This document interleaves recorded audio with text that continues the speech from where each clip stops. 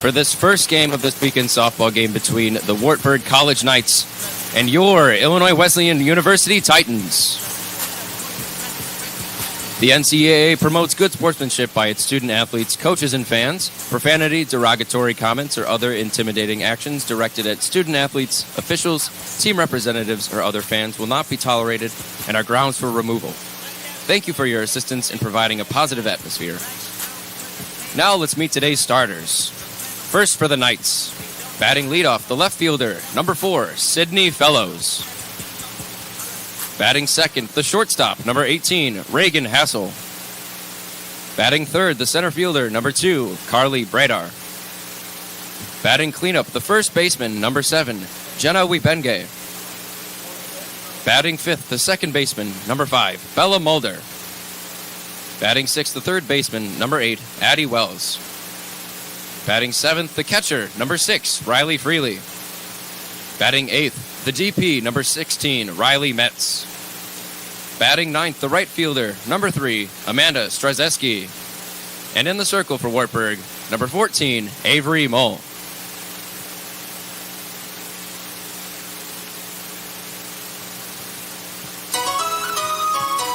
And now the starters for your Illinois Wesleyan Titans. Batting leadoff, the left fielder, number 1, Haley Milgazzo.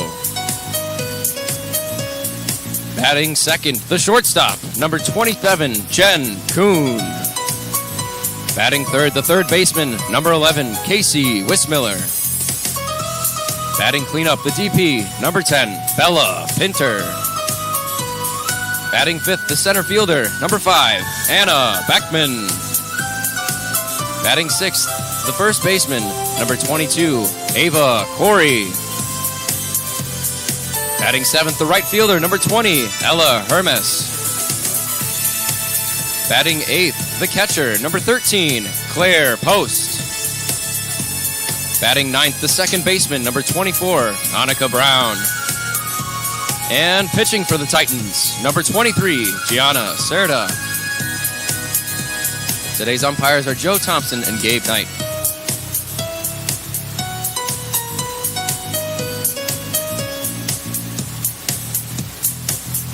At this time, we ask you that you face the flag for the playing of the national anthem, sung by Illinois Wesleyan graduate and former Chicago Cubs and Blackhawks anthem singer, Wayne Messmer.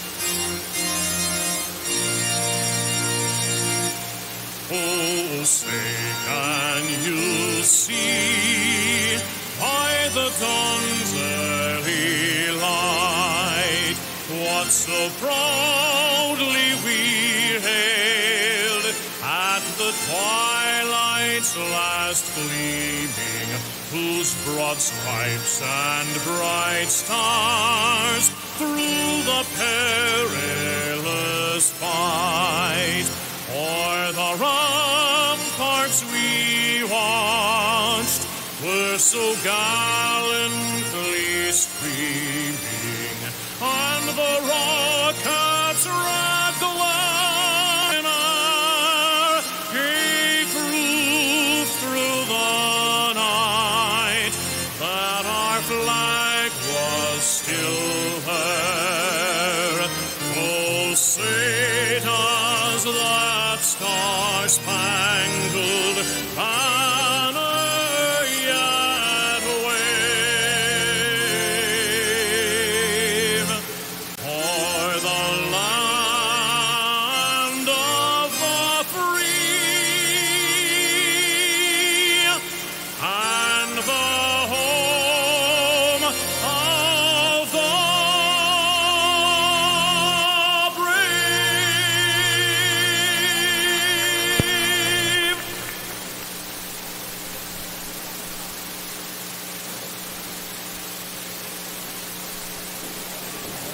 Hello and welcome to Illinois Wesleyan Softball. Here in the first game of the tournament, they will host the Wartburg College Titans. I'm Caden Sexton. Alongside me is Alex Bardenitis. Alex, as we see some orange blow-up inflatables walk in front of us, that's an interesting feat, but more importantly is the Wesleyan Titans taking the field. Yeah, Wesleyan Titans have been waiting for a lot of home games. Weather looks decent today, so long tournament day, but we're hoping Titans come off with 2 wins with their 10 a.m. game right now, and they're 4:45. Yeah, it's a little bit of a wind out there. It's not been as windy as the last couple days, but we're just trying to escape the rain right now, Alex. Oh, yeah. It was a little bit misting on my ride over today, and a lot of rain in the forecast tomorrow. We're hoping for a clean, clear day of softball. That would be ideal for everybody. So to start this game for the Titans in the circle, it's Gianna Serta, the junior from Third Lake, Illinois. Has got a 2.13 ERA this season, a career 189. This season in her 5 appearances, she's 4-1 with 3 complete games and a team second place, 11 strikeouts. She's somebody who's going to go out there and she's going to stay, out of her 5 starts, 3 of which were complete games, Alex. She's not really giving up the circle to anybody else, as Wartburg Knights are going to start things off with Sydney Fellows, the only 5th year in the tournament from Iowa City, leading her squad with a 4.26 batting average. And we've already got a stoppage of play from our umpire. Looks like a little bit of an error in center field, and we'll begin. So it's the left fielder in Fellows against the Titan pitcher in Serta. There's ball 1. Yep.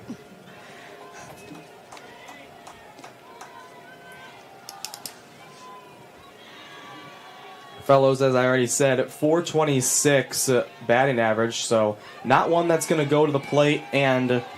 Ball 2. Yeah, she's not somebody who's going to go to the plate and, Alex, really go for the walk, but at the same time, she's got the plate discipline that we're seeing early. 9 walks on the team. That's the second high on this Knights roster. A pop-up into the infield. It's underneath the second baseman. And a Beckman. Yeah, and it came over to get that catch was Beckman. Beckman over all the way from center field to make that pop-up. That ball looked, at least off the bat, like it was going to go to second, but Beckman made that play all the way out from center. A lot of good communication with the outfielders back there. Indeed, and now it's Reagan Hassel, the sophomore from LeClaire, Iowa, who shows bunt and bunts. That ball's on the line, so it'll be fair. Throw down to first and not in time. It was a good bunt. That bunt went nowhere. But that was barely on the line, too. Yeah, I'm surprised, honestly, that it stayed fair, but nonetheless, a kind of gifted single for the sophomore. Number 2, Carly Redar. So now it's Carly Brydar, the sophomore from Eldridge, Iowa. She gets a hit 1 and 3 times, and that's why she's in the 3-hole. She's got to run around first. The Wesleyan is thinking bunt. They've got the corners turned in, Alex. That one, ball 1. The center fielder's got speed, so it wouldn't be too crazy to see a bunt here, but especially when you already got a run around base. Bunt's shown, but immediately a pullback caught. They're trying to steal second, and it is safe for Hassel. So a stolen base after that bunt, and that was a pretty close play, if you ask me, Alex. So Breedar, again, that wasn't really a fake bunt. She really put her hands out there and made the defense. That's why the defense is in, because they think that's coming. Again, that time she pulled back. Yeah, another pop-up to second. This time it is caught by the second baseman. Annika Brown.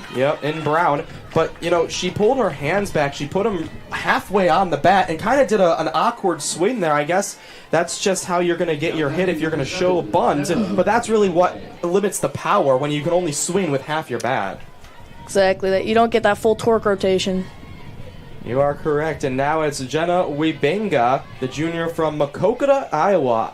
Fun fact, I actually, as a Boy Scout, have visited Maquoketa, Iowa. There's a nice cave system up there, and so I actually, I look at all these Iowa towns that Wartburg kids are from, and I don't see nothing, and then I saw Maquoketa, and I was actually kind of happy. And ball 1 evens the count at 1 apiece here for the first baseman. She's already got 5 home runs, 10 walks, both team highs, and 9 RBIs. So somebody who, when you look at a 4-hole, that's what you want. You want somebody who's going to get runners in as she swings through that one for strike 2.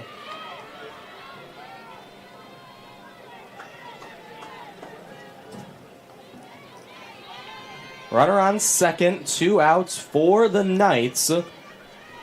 As Gianna Serta delivers straight back to short, and it's caught there. By Jen Kuhn. Kuhn's doing everything hitting-wise, and she stops probably an RBI single at the very least there with that great play, Alex. We will be right back after this commercial break. I can see it now. The smell of the grass on the quad.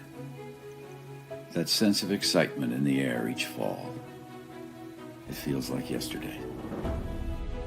While I'm no longer 18, I know there are students out there ready for an opportunity like I had. For the space to discover passions, bond over dreams, and make lifelong friends. Breakthrough at Illinois Wesleyan University. Welcome back. It's Avery Mole to start the game in the circle today for the Wartburg College Knights. Avery Mole, the junior for Marshalltown, Iowa, has got the second high of the squad, 6.91 ERA. You take a look now over on the field next door. It's going to be a lacrosse game happening very soon. Matt Solser over there on the call. If you're a lacrosse fan and this one gets done early and we have a gap in between our softball games, make sure you go check that one out right here on 12 Ounce Sports and IW Sports. We can see, as I was saying, we got Avery Mole in the circle to start things off. 6.91 ERA, 4.11 record. And everything else for her is kind of second best. I mean, second best ERA on the squad, second most innings, second most Ks. The two and everything doesn't mean she's putting up great numbers. Not for putting up great numbers. So. Lefty batter Haley Milgazzo up for the Titans.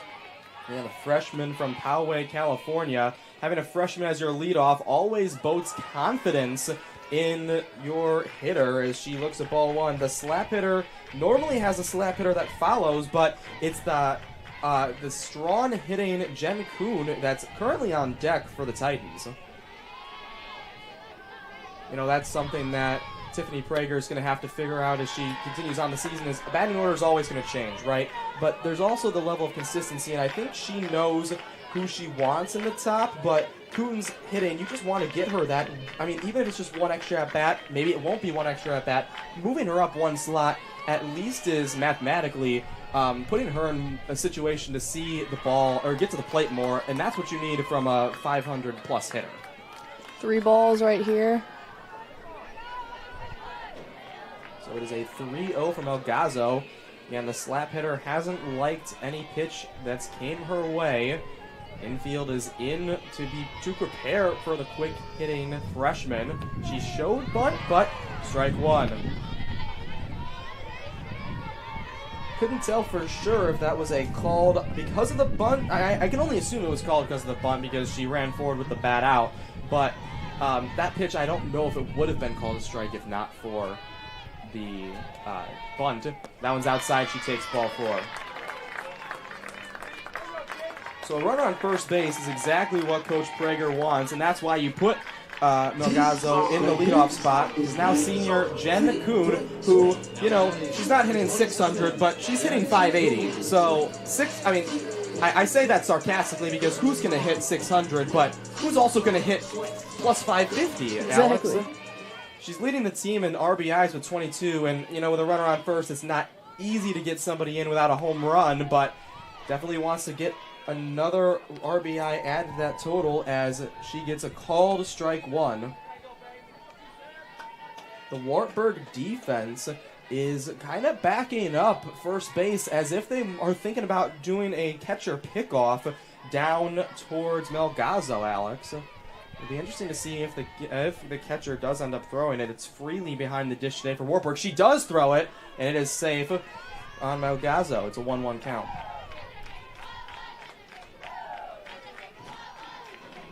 And when you got the speedy Milgazzo, who leads the team in stolen bases with 4, it's somebody who you really don't want to allow to have that lead off. And she breaks for second here, so the double play is null. Throw off the bag, but it was leading towards the baseline, so it will be safe. And Wartburg doesn't like this call.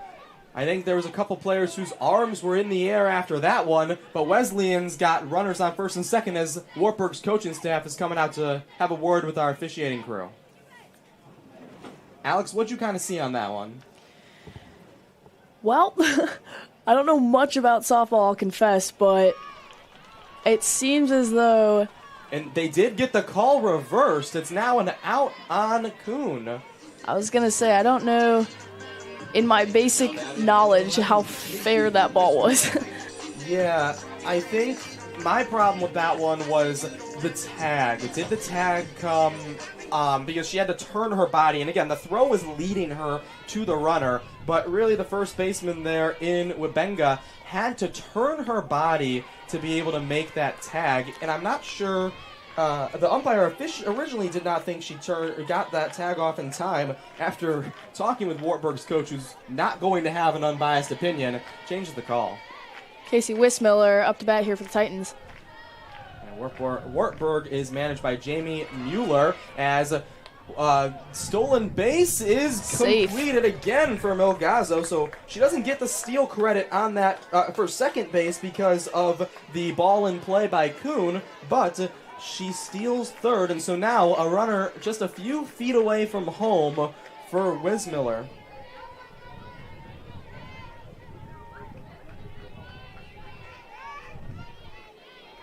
The 1-1 pitch from Mull is a little bit low, and it'll be 2-1 now. The third baseman would like to sees her teammate over there on third and would like to bring her just to get the first run off the board. Getting the first run in this sport is always a little bit of a help, and she's going to do it there. The ball drops, and it's going to be at least a stand-up double for Wissmiller, an RBI double, and Wesleyan with 1 out already gets the running started, or the scoring started with the run.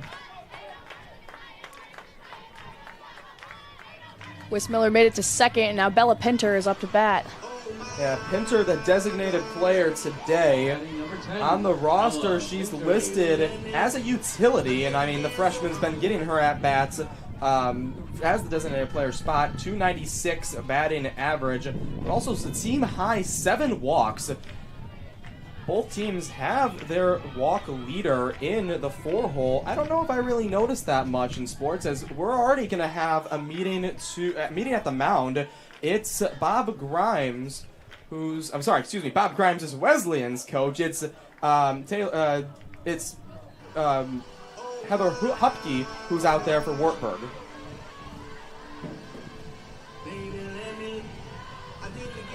I mean, you've gotten hit early, Alex, and that's never something you want if you're Wartburg. Prager obviously is going to be praising Wesleyan right now. They've done a fantastic job at the dish 1 through 3, but now you've got Pinter, you've got a freshman. You got to attack her, right? Because only 1 out, you need to prevent it. But what do you have to be saying if you're in the mind of Pinter as an athlete yourself, Alex? I mean, honestly, as a freshman myself too, just go out there and be aggressive, be confident. And obviously we got Casey Wissmiller on second, so she's going to want to get Casey to get to third. And looks like she got that ball hit? went off. No, that ball went off her bat. So okay. It is a foul ball, but those are the stingers that hurt the most in this sport. Oh, yeah. Honestly, that might be worse than a ball coming at you from the pitcher, just because you're putting it on yourself. It's the inflicted mental pain, Alex, that does this a little bit more. As this ball's hit, it's a little blooper, but it is going to go drops down. And safe at third is Wissmiller, so Pinter advances the runner and gets a single herself. So runners now at the corners with just 1 out for the center fielder in Anna Beckham. We already called Beckham's name when she was out in center and came all the way into second base, Alex, to make that catch top of the first. Yeah, Beckman's a very aggressive player in the outfield. She's fast. She's got really good IQ. Yeah, Beckman's 273 hitter this season, but in her career, a 364 stolen base. And since the ball goes into the outfield, Wismiller's going to take advantage of it. It's an early 2-0 lead as after this 2-run with 1-out rally for Wesleyan. I mean, that's how you stealing home always is something you pride yourself on. And Pinter, you know, she took off for second, Alex, and something with softball again is you don't really want to throw it down to second because then that runner at third has the jump to get home, and the error made it almost impossible to make a play there. And so it's 2-0 now on Beckham. Again, a 364 career hitter, but right now this season hitting 273. As an athlete, what do you kind of do to get out of, again, a 273 batting average is a strong batting average, but what do you kind of do to get back to your old self? Again, have confidence in yourself. Just keep swinging at the ball every opportunity that you get. Obviously, you have to be smart, so, you know, if it's a ball versus a strike, but just be confident in yourself and your abilities, follow in your sports system. The Illinois Wesleyan softball team has a really great culture. I know a lot of the girls being in the same grade, a lot of the freshmen, and they're really close as a team. I think one of the women's teams at least on this campus that has a really tight culture. Well, and you know, a tight culture always leads to better team camaraderie and stronger performances. When you know and feel confidence in the players around you, and you all never are questioning your role, you feel a lot more confident. And she did not like that call. She thought it was a little bit low for ball 4. Instead, it's strike 2 and makes the count full for the junior from Bourbonnais, Illinois. Again, this is a full count pitch, never what you want as the pitcher, as you know, foul ball. Something that we talked about, we talked about pregame is when a hitter like Beckham, when she kind of makes you think she's gonna bunt, that's just deceiving the audience. Really, it's because there's 2 strikes and she's trying to time up her pitch.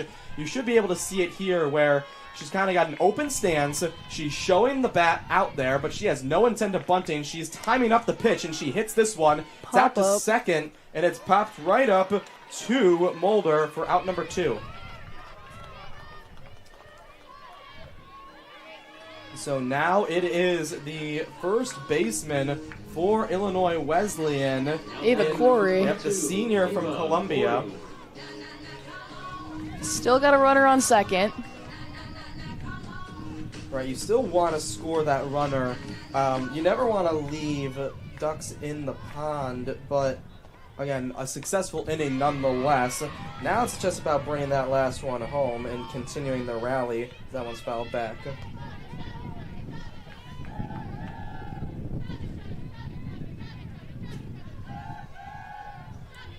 Not sure if you can hear it on your mics, but Alex, as an athlete, like, what do you make of all the softball chants? I will say, because it's different than most other sports. I personally, from even just sitting in the stands watching these games, their cheering is so fun, and you can tell everybody's involved. It creates a lot of energy for the team, and I know specifically in our program, we also have a lot of bench cheers for specific different things, and it's just really a fun way to get everybody involved and just bring up the team energy.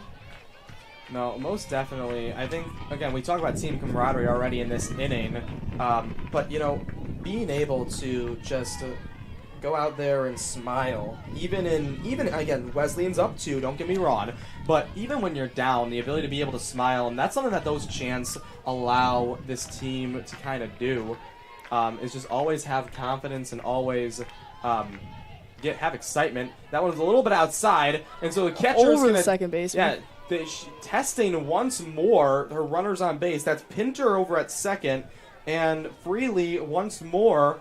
Riley Freely, the senior from Grimes, Iowa, threw that one right over the head. Her second baseman, but center fielder was there to back it up. Good IQ on Bella's part, not moving. Yes. Being smart with that. Right. She knew the center fielder was right behind, was going to probably get thrown out if she tried to advance a base, even though it's so tempting to do that. Contact. This one's going deep into right field, and it's off the wall for Corey. That's a She's run got from it. Pinter. Yeah, it's a stand-up double for Corey. She's going to think about third, and she is. She's going to take off for third, so it'll remain a double, but she grabs the extra base off of that throw. That's a great hit. Far right field. I mean, that one went off the wall for Corey. You can't, again, besides going over that wall, there's not much more not much further you can hit that ball. And, in the game of softball, Alex, you can't have 2 mound meetings with a coach. The second mound meeting with a coach, you have to remove the pitcher. But they're having a team meeting just to calm down and reset before the freshman Ella Hermes comes to the plate. Hermes. Now batting number 20, Ella Hermes, the freshman, as we just stated, she's gotten some pitching reps, but she's also a .333 hitter, so not having as many at-bats for the right fielder as she has been pitching, but hitting 1 in 3 at-bats. She's been out there, she swings through strike 1. One of a couple lefty batters on the team. Yeah, when you see a lefty batter, you always worry about the slap hitter, or about the ability to slap hit, but you also know that the lefty is going to also have power. And this is going to go into center field, and it is caught out there by Brader for out number 3. What do you kind of say as an athlete, Alex, going back into the Wartburg bench after a 3-run top of the first? I mean, there's always going to happen, like, runs against your team. There's always going to be things that you're not doing super well and things that you need to improve on. But I think Wartburg right now just needs to get in the mindset of, like, aggressiveness.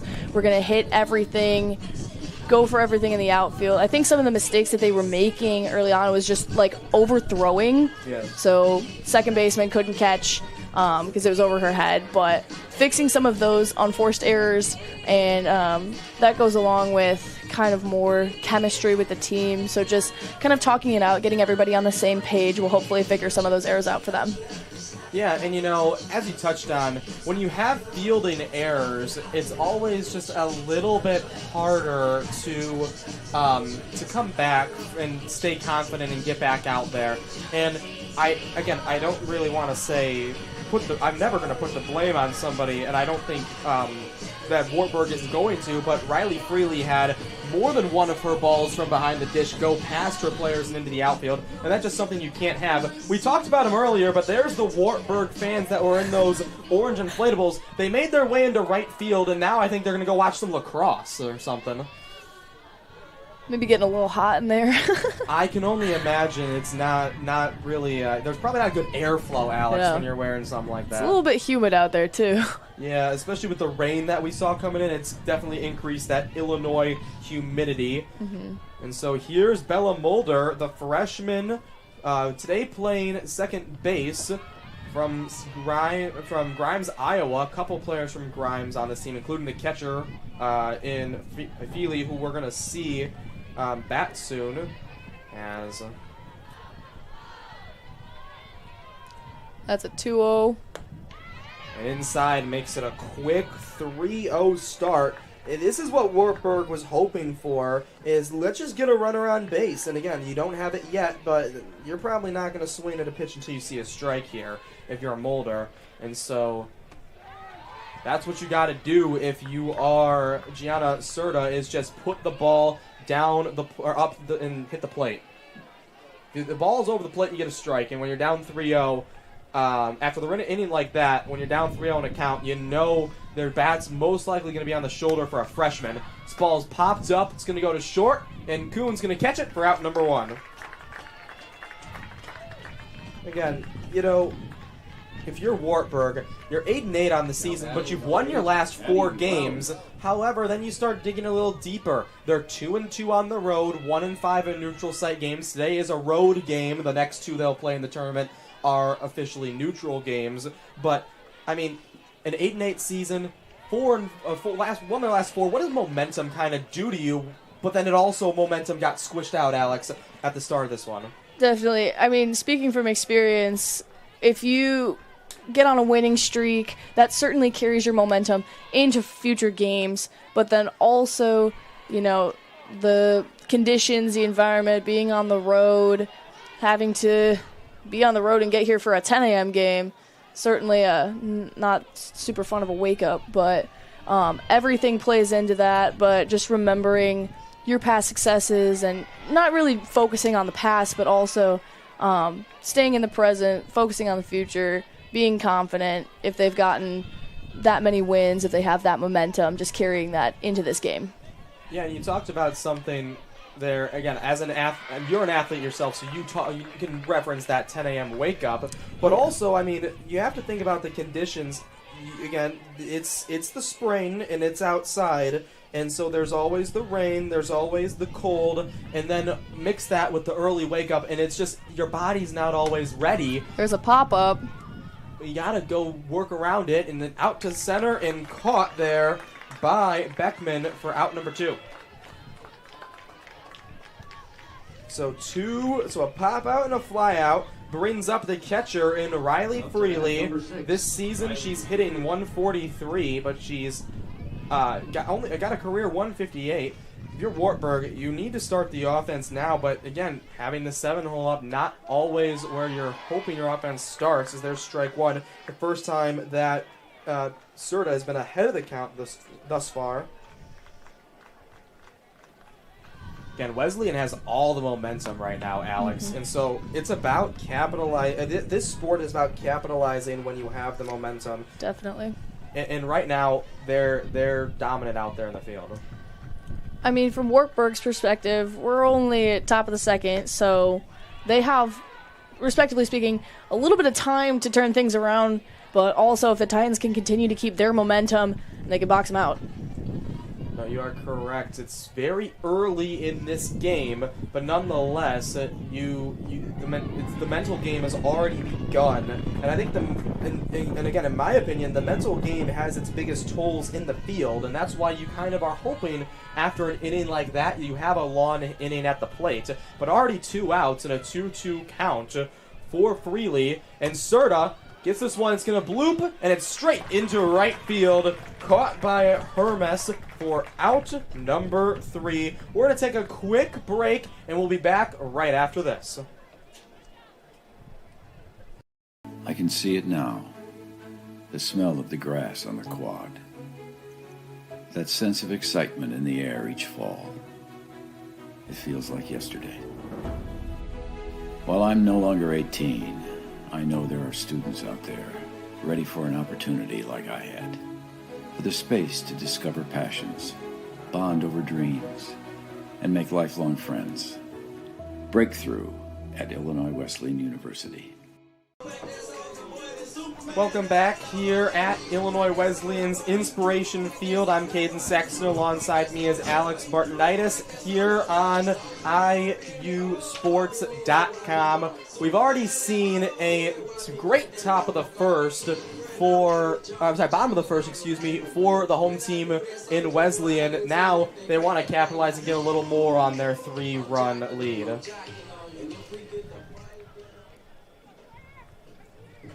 So to start things off, this is an oldie. I feel like every walk-up song, Alex, has been a newer song, and this one's one on my Guardians of the Galaxy CD on the way over. Wonder if a Marvel fan is at the plate in Post. Claire Post. Yeah. A junior from Normal. She's hitting 261 on the year, and the primary catcher for this team. She was first team all CCIW back in 2023. Would like to get another campaign like such in 25. She looks at strike 1.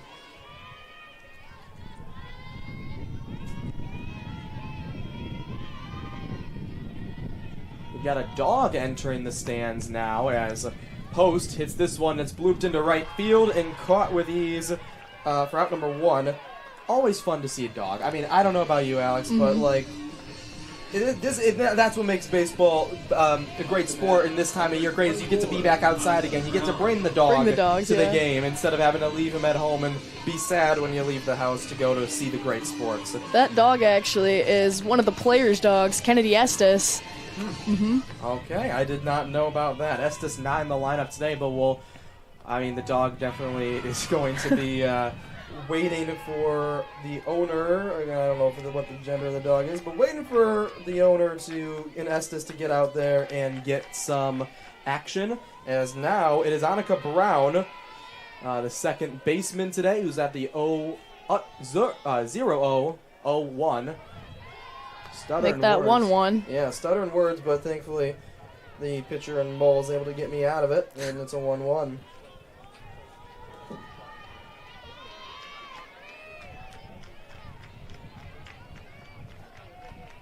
Annika Brown's a sophomore from Bloomington. She's hitting 160 on the year. She's ahead in the count now, 2-1.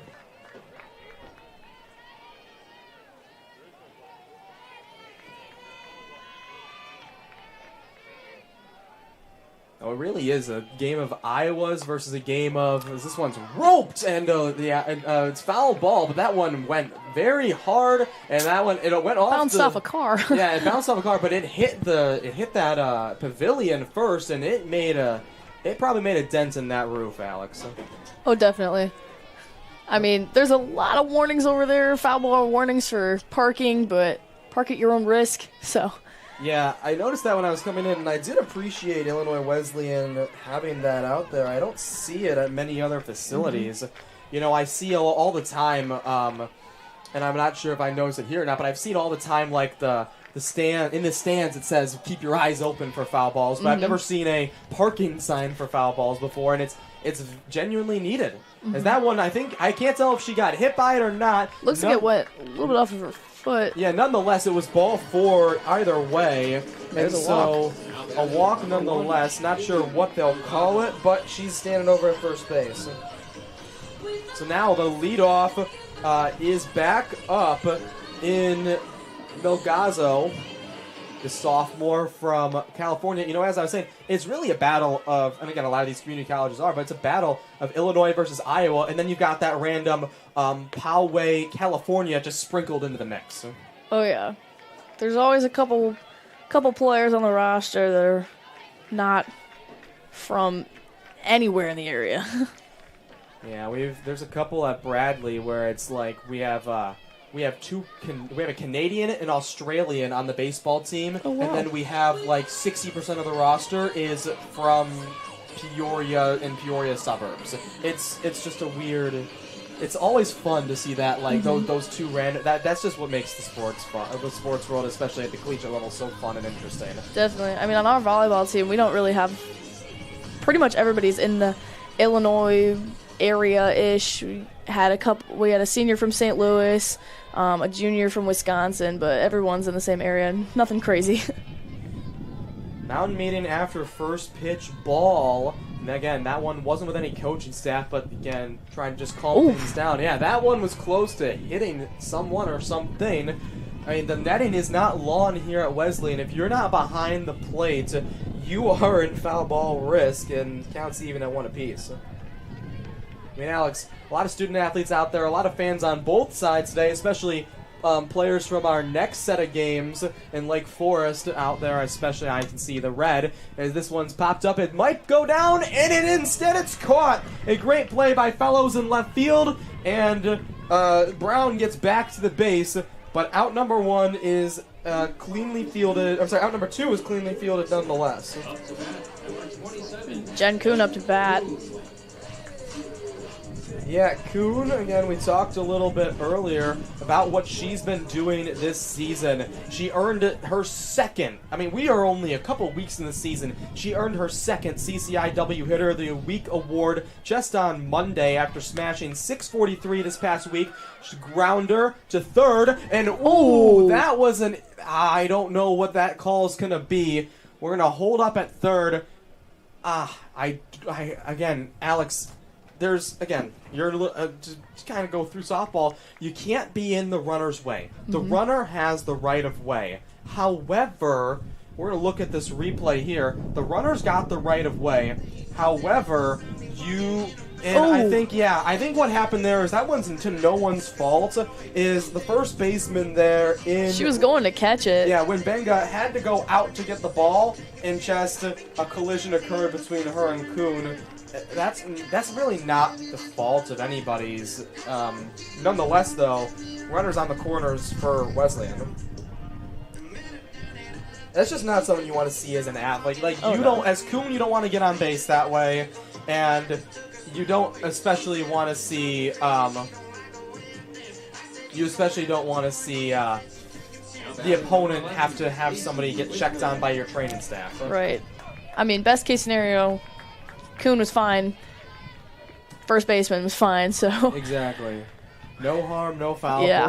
Both of them still out there in Kuhn and in Wimbenga, as that one's called strike one on Wismiller. Wismiller's last at bat, she hit an RBI double, and got the rally really started for the Titans.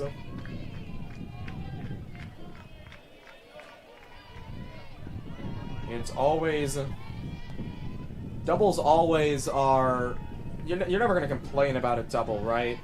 You're getting this 2 bases already. She's now tied for the second most doubles on the team with Beckman, with 4 on the season after that one. That was RBI. It's number 7 for her. So again, she entered the game 3rd in RBIs too. As she foul ball to the right. And that's somebody you really are going to put in your 3-hole. Somebody who's going to have a team second place, 342 batting average. Somebody who's going to hit power or extra base hits, and somebody who's going to drive runners home. Definitely. And being a junior, she's got that experience hitting, and she's been through the program for 3 years. She knows kind of what the team is relatively going to do, how she's going to do, all that. Right, she knows what her role is in the 3-hole. She knows she's being counted on. And again, this is using somebody else's words from yesterday, but you can't just have the mentality that you need to play hero ball in this sport. There's 9 players, as now we're going to have a pickle. No! Nobody there to get the ball, and so off of another throwing error, run scores in Annika Brown. It's 4-0 Wesleyan. Again, there's that throwing error. No one was there to catch it. Or maybe just a little bit of a miscommunication between the shortstop.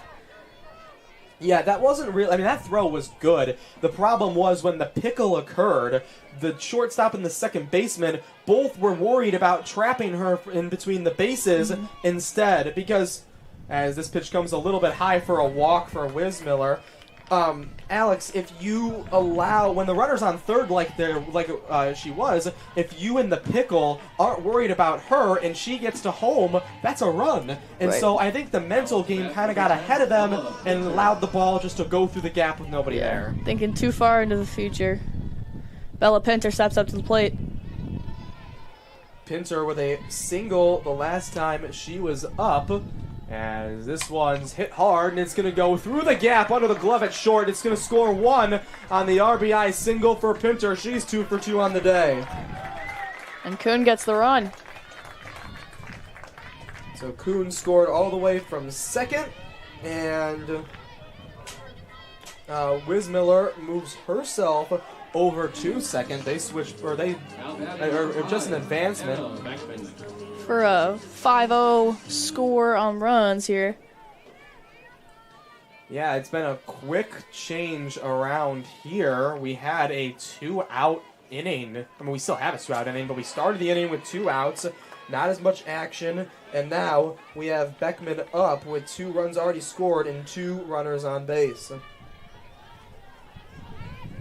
Beckman popped out to second the last time she was at the plate. Would love to get a hit here. That was a little bit... Ooh, she thought it was outside, but it's called strike 2. So now she's down 0-2 in the count. This is exactly where you need to be if you're Mule. You've got a pitcher-friendly count after having after allowing 2 more runs in this inning. Beckman looks at ball 1 and a throw down at second.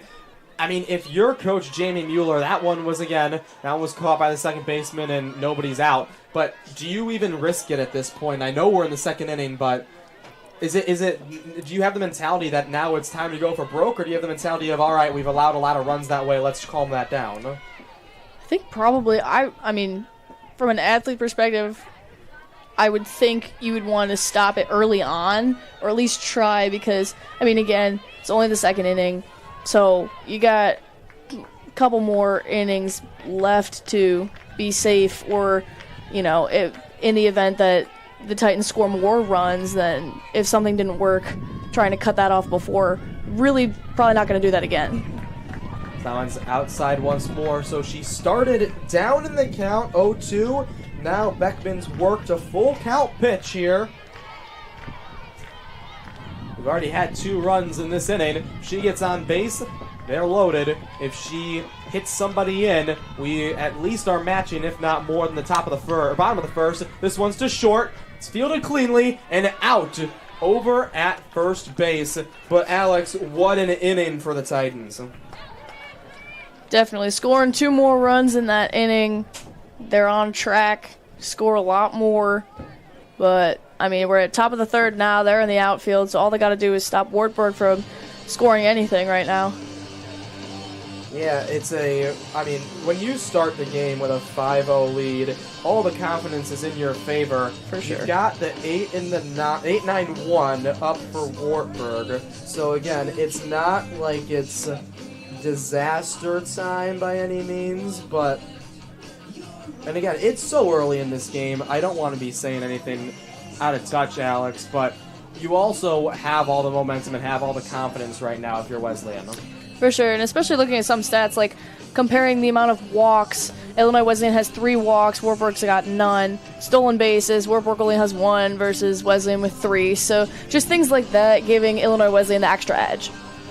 Right, you know, when you have the extracurriculars, it comes from the ability to, it comes from all those extra plate appearances, don't get me wrong, but it's also because they're winning their counts. They're staying in the box, they're again, look at Beckman.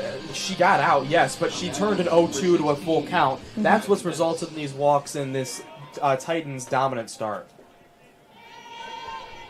So it'll be the designated player, Riley Metz, the sophomore from Williamsburg, Iowa, looks at ball 1. She's hitting 186 so far on the season, and would like to just get something going for her Knights. Ball 2. So, really quickly, Alex, what did they end up calling the Kuhn play? Was that a hit, or was that a fielder's choice, or an error, or what have you? This one's hit hard again, but foul. It's going to go off that same pavilion that we saw last inning. But looks to me like that was not called a hit. That was called just an error, I guess. That's hard to call an error if you're asking me, just because you didn't have somebody, you didn't have a bad throw, right? I mean, she stayed on the base with that play. Right. But at the end of the day, there's not many other ways to call that play. That's why I appreciate you checking in on that for me, just to see what the official scorebook ended up saying. This one's hit hard. It's going into left center field, and they're going to watch it fly. It's a home run for Metz, and exactly what Wartburg Knights needed. It's 5-1 here in the top of the third.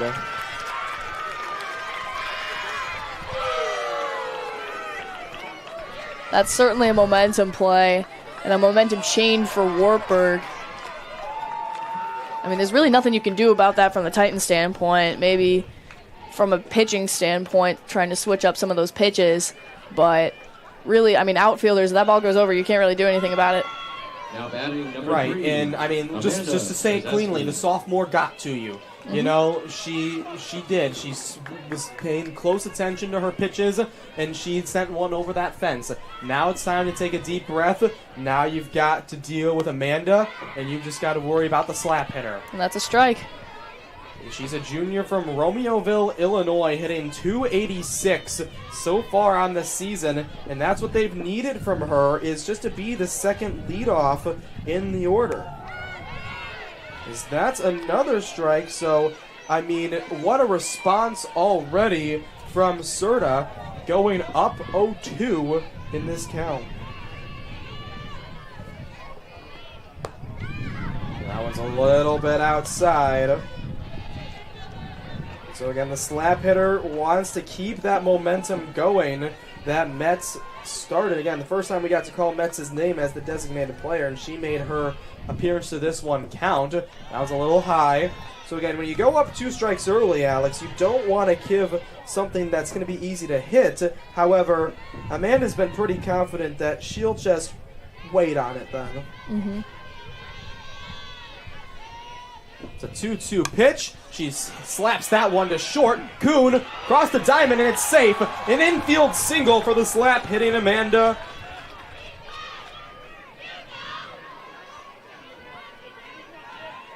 So now back to the top of the order. The momentum not shifted, but shifting, and the doors opening back up with the leadoff in Fellows.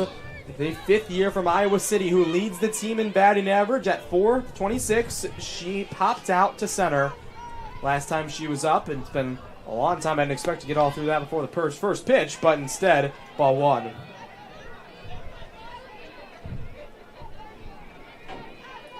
And there's a reason she's hitting the top of the lineup. Number 1 in batting average, number 2 in home runs, 2 in walks, 2 in stolen bases, and she's 3 in RBIs. This one's left going to the field. shallow left. It's going to be an easy catch there For for Melgazo. Melgazo. Yep. And now it's a different situation. 1 out. The runner now has to worry about the runner over there at first in Amanda has to worry about getting over while. You know, because you got to get into scoring position, but now you've already lost your wiggle room out, and you're still at first. And she takes off for a Tries stolen to steal. base. That's what you need to do, and it's it's going to out. be a caught stealing for the catcher in post. And that's the momentum switching right back to the Titans' way. I think momentum is definitely the talking point we've highlighted, but when Post makes plays like that, why aren't you going to talk about momentum? And a great catch by Kuhn to make that play as well. You're correct. This one's hit hard. Too short. It's Kuhn again. Over across the diamond for out number 3. It was a quick... I mean, the home run was damaging, but let's be honest here, Alex. They were able to, the Titans, after the infield single and the home run, immediately shut everything down and showed why they have the 5-1 lead. I've talked a little bit about team camaraderie and culture, but also the Titans have a lot of discipline. You can tell that their training, their preparation, they've definitely worked on it, and they're like a well-oiled machine here, immediately shutting down the efforts of Wartburg.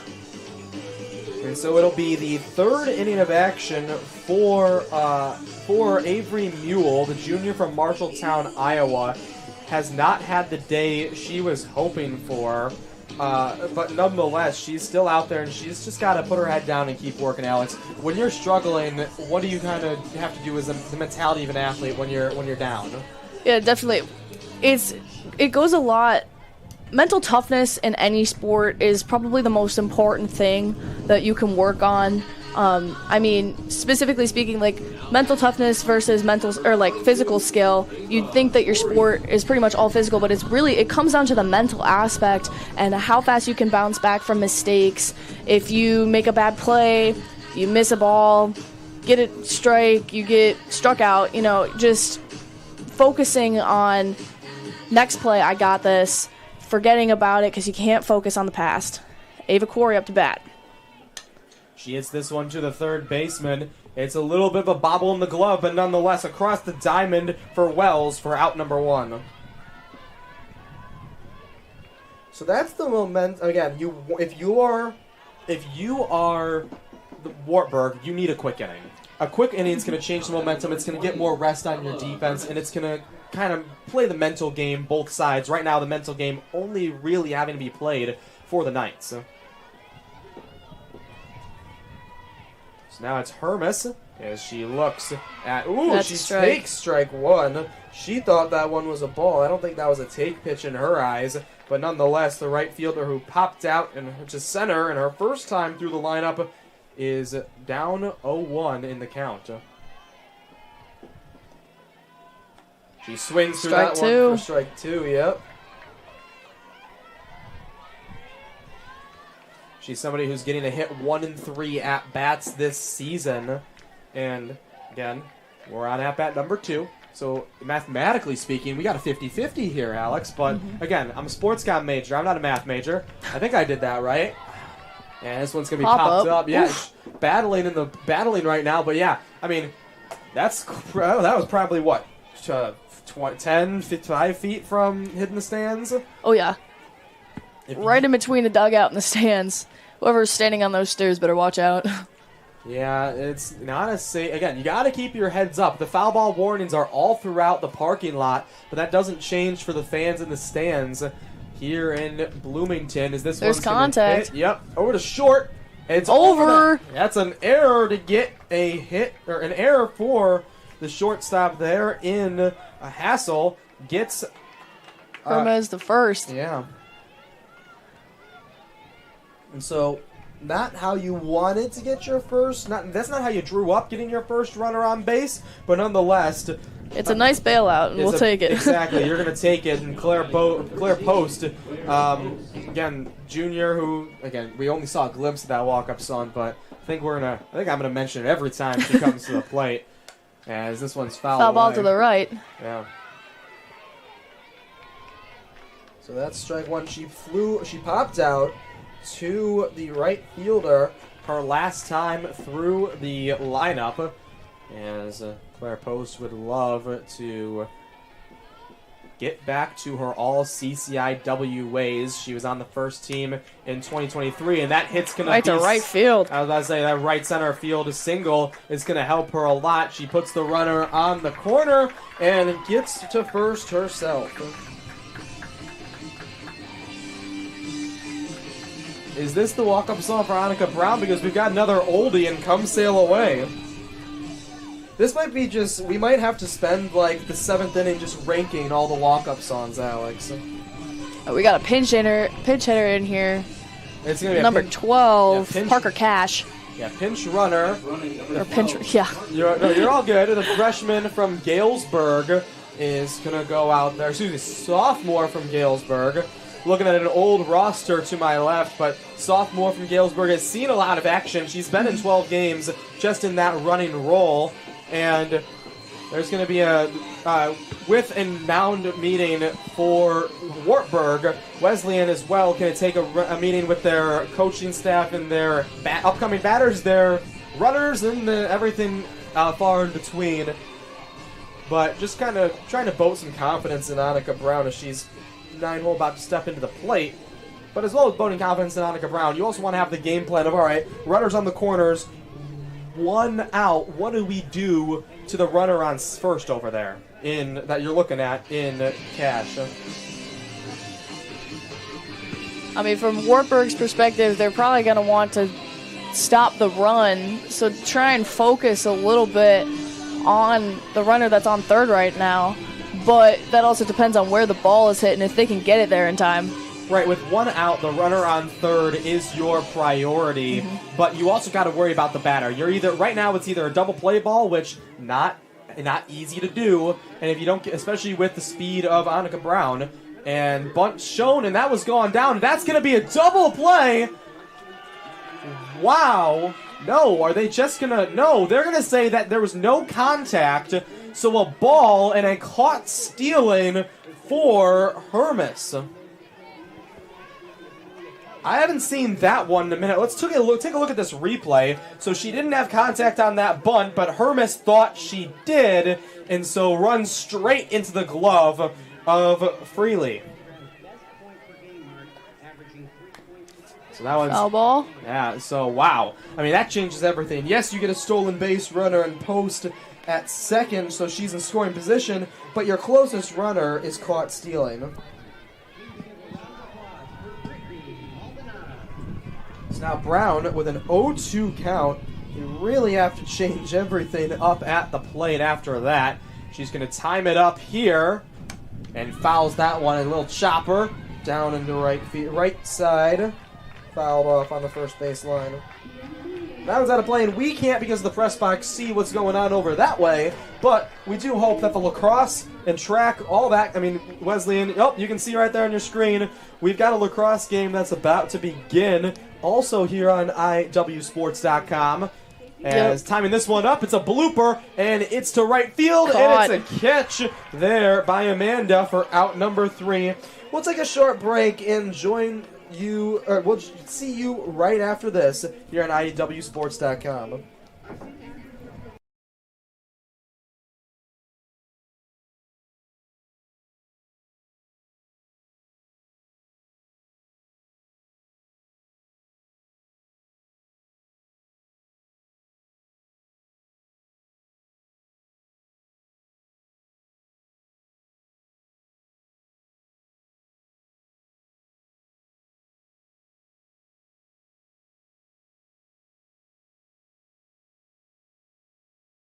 Starters. First for the Fighting Scots.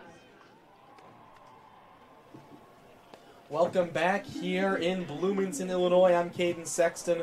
Alongside me, I've got Alex. Alex, we're in the top of the 4th now. It's a 5-1 game. That was the first time that the Titans did not score in the bottom of the 3rd. Doesn't mean by any means they're having a bad day with their 4-run lead.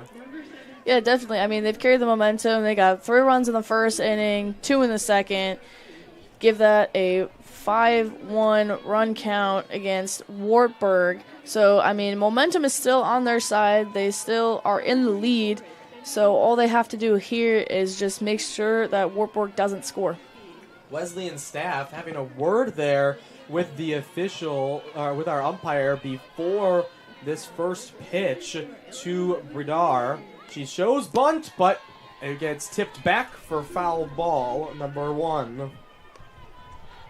You know, as we see, and I don't know if our mics can pick it up, but we have women's lacrosse, as we were talking about in the break, going on in the field next door. There's a look over there at their starting lineup. There we've also got men's lacrosse at 1, and Illinois Wesleyan is hosting, as this one's going to go right back to the pitcher, and she fields it sort of over to first for out number 1. That's what you need again, just a little blooper and getting an easy, quick out, And so, you know, we were just talking about, we've got 2 lacrosse games on the field next door to us, and in the Shirk Center and their indoor track, there is high school state for indoor track going on. We've also got men's volleyball on the road to Carthage today. We've got a lot of friends that go to Carthage, actually, so I didn't know that Illinois Wesleyan was up there. Maybe have to shoot some texts in between games.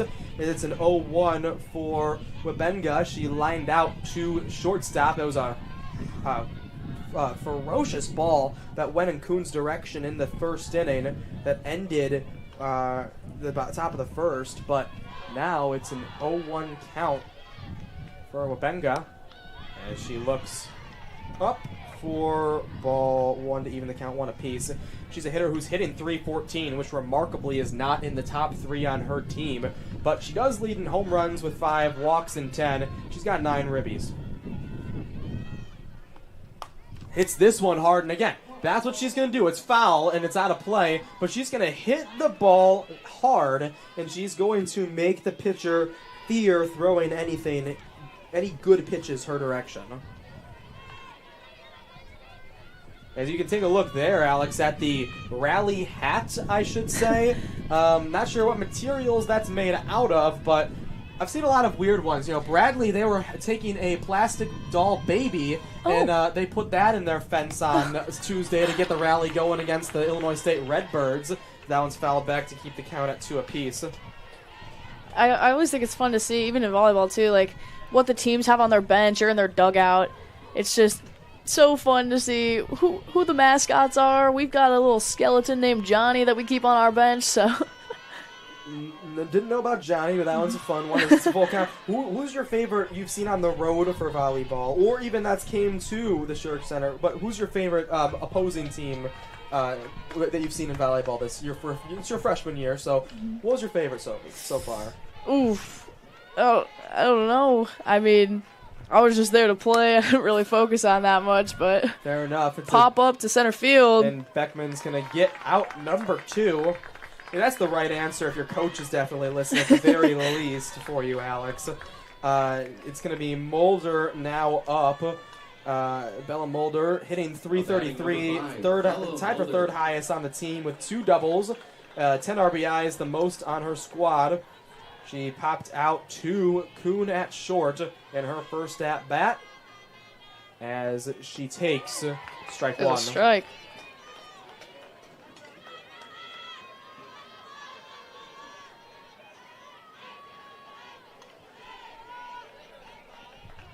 So the Titans, they've been doing a great job defusing the 3, 4, 5 of this order so far. However, this is the 5, so I can't speak too soon. But Serta's been out there on the mound dealing, and besides the home run, I mean, she hasn't looked back. Mm-hmm. I mean, she hasn't looked back since that home run, and she's been dominant throughout and kind of just brushed that one off the shoulder. And as an athlete, Alex, that's exactly what you need to do, is just be able to brush something like that home run right off immediately. Definitely. So it's a 1-2 count now for Mulder. Hits this one hard. It's going back into left field, and that one hits the scoreboard. Home run number 2 for the Wartburg Knights. I mean, technically speaking, Wartburg might not be making smaller plays, but they're certainly 2-0 on the home runs compared to Wesleyan. Yeah, Wesleyan's been playing a stronger up and down game. However, or top to bottom, but 2 home runs have gotten away. If anybody's on base during those 2 at bats, we'd be looking at a completely different score right now. Mm-hmm. And so now, as I spoke too soon, and the 5-hole does strike for the for the Knights. Now it is Addie Wells, the sophomore from Waterloo, Iowa, up to the plate. The third baseman's been hitting at 359 on the year. It's the second highest. She showed bunt. Infielders drew in for strike 1.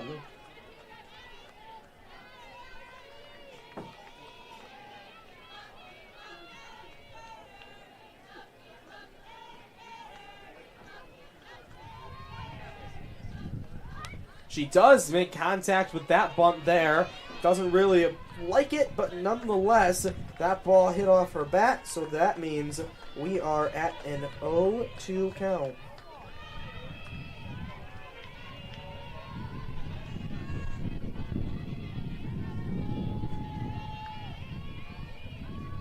The 0-2. Foul tip on that one, so it'll go as strike 3. And drop third strike, but out nonetheless. It's the first strikeout for either side, Alex. It's. I mean, if you want to talk about a plus for both teams, they've been putting the ball in play. And if you're the Wartburg Knights, you can't ask for much more than that. It'll be a new pitcher into the ball game for Wartburg. It's Haley Frost, the freshman from Washburn, Iowa. As a freshman, she's already transferred into Wartburg. She transferred from Hawkeye Community College. This season, she's posted a 9.1 ERA. 1-0 is her record in 6 appearances with 1 start. In her 10 innings, she's allowed 24 hits, a walk, and 3 strikeouts. 2-0-3-3. 2-2-4. It's the top of the order for Illinois Wesleyan, so I don't think they really wanted, if you're the Knights and your coach, Jamie Mueller, they didn't want to see Avery Mule go a third time through the lineup. You know, I was talking about this baseball yesterday, Bradley in Southern Illinois. It comes a point where the hitter has the advantage the third time through, and with the way Wesleyan's been hitting the first 2 times through, I'm not surprised with the move to the pen. This will be Haley Milgazzo, the sophomore from California. She was hitting the team's 3rd best average with 324 entering today. She was a first-team All-CCIW last year, as well as an NFCA first-team All-Region last year. A lot of accolades on this team. Exactly, and that's what a first place team did that they were last year, and they were preseason picked to defend their title as CCIW champions. Again, a preseason poll only says so much, but being picked first 2 out of the last 3 seasons, I mean that says a lot. Mm-hmm. As the slap hitter hits it to third, popped out of the glove, but nonetheless was able to get that one off the ground and over to first was Wells for out number 1. I do have to say, I don't know if I've noticed it before, if it's just that one or if I just haven't noticed it, but everybody watch on the replay the umpire's out motion. The umpire's out motion, to me at least, it makes you think about safe for a second the way he crosses the arms. Kind of, when you do safe, you extend your arms. He brought the arms back in as if ending a safe motion after calling the out. An interesting one indeed. Don't see that every day, but nonetheless, the most powerful hitter right now, at least, for the Illinois Wesleyan, Jen Kuhn. Foul ball to left. A team lead in average, doubles, and RBIs with 22 of those RBIs, Alex. Her career, she's hitting just a hair under 400. This season, she's hitting 580, and with a career of 40 doubles, 17 home runs, and 103 RBIs, as well as 38 walks. Only 1 walk this season, however, she fouls that one back. Those are some pretty good stats. You know, we were talking before that play, and we're going to have a Mount Main, so we'll get a breather here. But over at first base, she had that collision the last time she was up, so it definitely a little bit shaken up as she comes to the plate here if she's going to run towards first. But she's earned CCIW Hitter of the Week honors 2 times this season, the second being on Monday. The last week, she smashed 643 while earning 3 doubles, a homer, and 10 of those 22 RBIs on the air. As to get the timing, she goes up, back, around, and fouls it back to keep the count 1-2.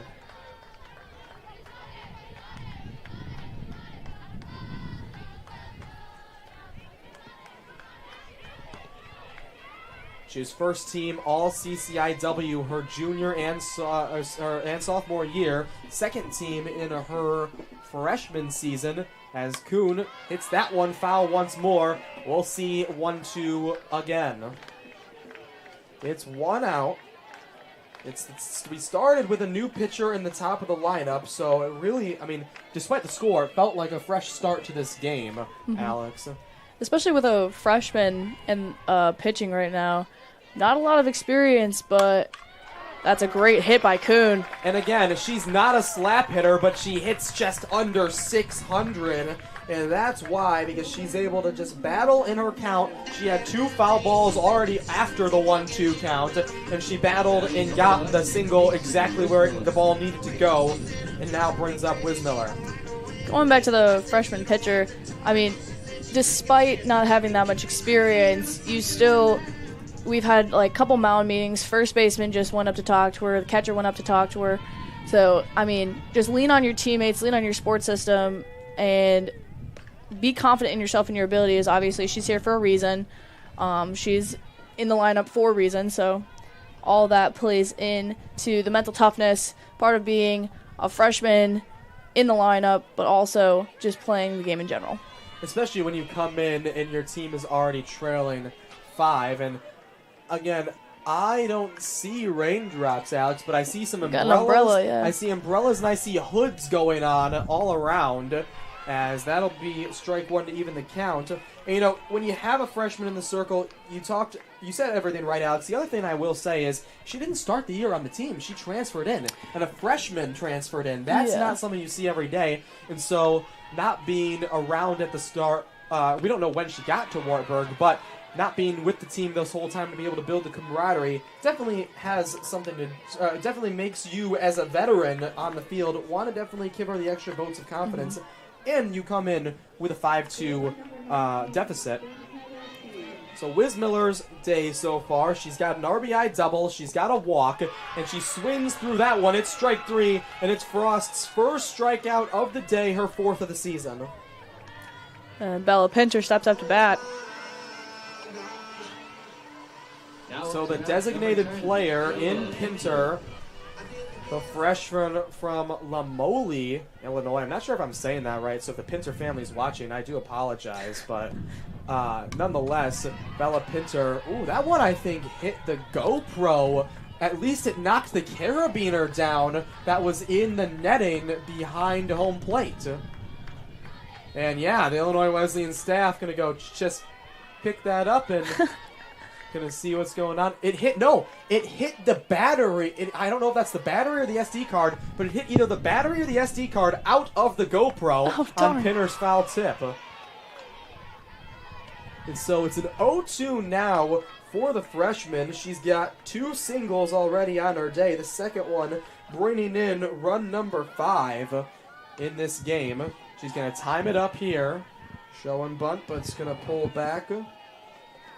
And that one's outside, so she'll look at ball number 1.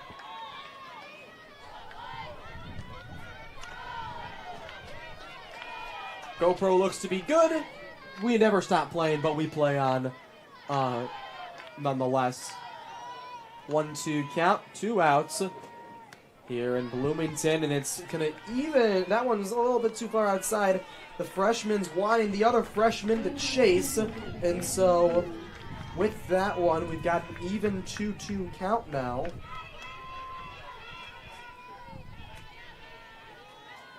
And here's the 2-2.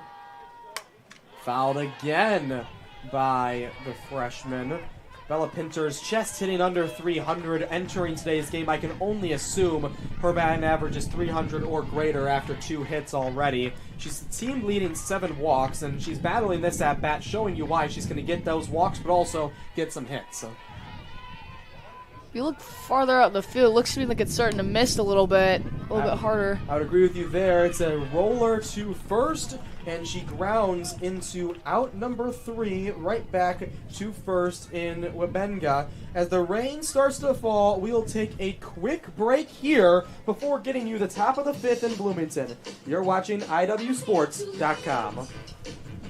At NCAA championships, noise is made here. Memories are made here. Champions win here. The only thing missing here is you. The NCAA Division III Softball Championship coming to Bloomington, Illinois this May. Get your tickets today at ncaa.com/tickets.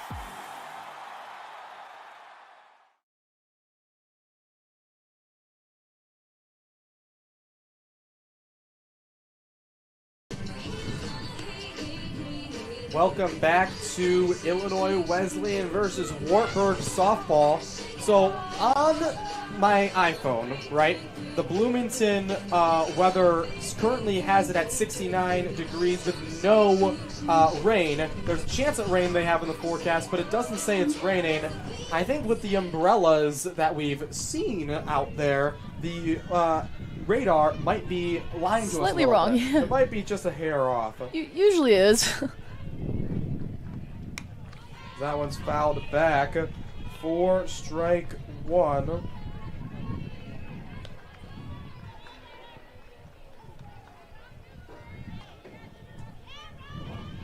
It's the new batter is Freely. The catcher flew out to right field the first time through the lineup. That time she puts a bunt down and fouls it back for strike number 2. You don't see that many catchers who pull off bunts because not many catchers are the fastest on your team, but also might just be trying to catch the Wesleyan defense sleeping, or might just be trying to get a quick hit, especially with a 143 batting average. She hits this one hard. It's going to go down the third base line for a single. She's rounding for second. It's going to be a close one. Oh, foot to the face. And she is safe at second. That's another collision on the base paths, but she's got a double to start the 5th inning off for Wartburg. You can see her apologizing to Annika Brown over there for accidentally sliding into her. Yeah, and I think on that replay it looks like she hit her shoulder, so thankfully at the very least, no cleats to the face. Yeah, not a direct face shot. again, we're on turf, so they can't be wearing metal. Right. I mean, they're out there. It wouldn't have been, but nonetheless, that would not have been pleasant for anybody. I don't think it would have been pleasant for Freely herself, as Softball doesn't really come to mind as a contact sport, but I mean that in that case, on the bases it is. Yeah, contact between the bat and the ball is all you really are hoping for when you come out today, but not always the case here in Bloomington, as swung on and missed to even the count at 1 apiece for Mets. She homered and got the first run of the day the last time she was at the plate. The designated player so far this season has been hitting 186. That was just her first home run of the season, Alex, and of her career, actually. That was her first career home run. Just catching that now, looking back through my notes, as strike 2 off that foul ball. Again, she's made contact with almost every pitch that wasn't the ball in this at-bat. One of the 2 home runs for the runs that Wartburg has scored so far. And they've only been able to bring their batters in by doing it themselves and going over that steep Wesleyan wall. I will say, out of all the softball fields I've been to, and I will admit it's not been too many, but that's the deepest center. That's the tallest. It's not the deepest, but it is the tallest center field wall I've seen. And so you've got to hit it hard to get it over that. And it's strike 3 swinging, and it's the second K of the day for Serta. Yeah, we're fortunate here on Inspiration Field to have such nice facilities. They just added the pads to the outfield wall recently, so all set over here. Yeah, new press box this year, I heard. Yeah, new stands, new press box. And that one's going to be put down for a bunt, and it goes out of play. Foul for for strike 1. Amanda singled her first time through the lineup, but then got caught stealing by Post, trying to take second base. And that was what how the momentum shifted back. She puts a bunt down there, and I think she got on with a bunt that ended up being just a hit because she ran it out. And the Wesleyan defense does not want that to happen again. And on the 0-2, they were ready for the bunt to go down. Alex, it's really hard to bunt on strike 3 because if a bunt goes foul on number 3, it's an out. So you should be looking for Amanda to swing. And she does run forward, but the slap hitter doesn't like the outside pitch.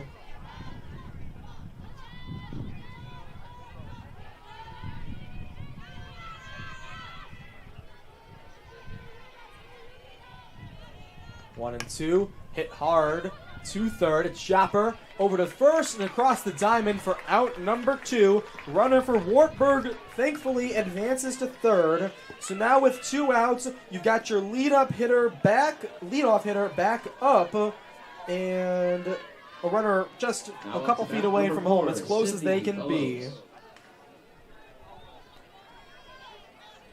And so it's Sydney Fellows. She popped out and flew out to make her day 0 for 2. She looks at a high ball there. She hasn't taken a strike yet in this game.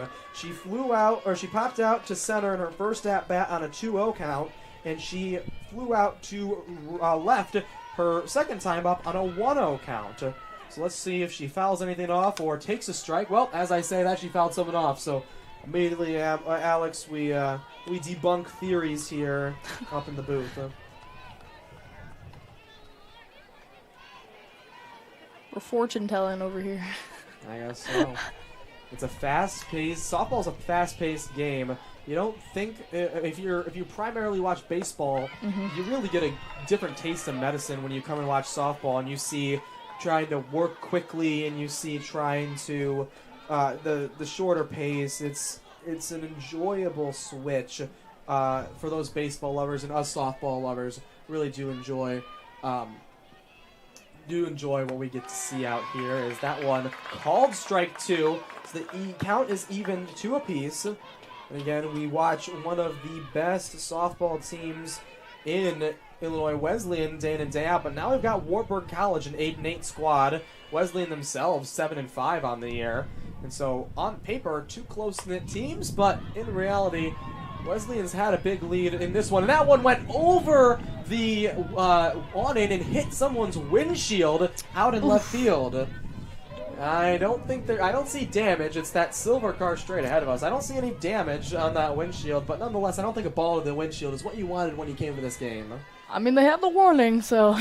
And that one's far into left field. This one's popped up. It's going back into deep center field. And that it's one's over out. That monster wall. Third home run for Wartburg. Folks, we've got a ball game. It's a 1-run game thanks to that 2-run shot for Fellows.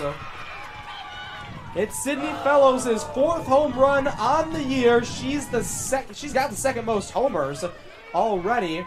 And that one just barely gets over that mountain in center.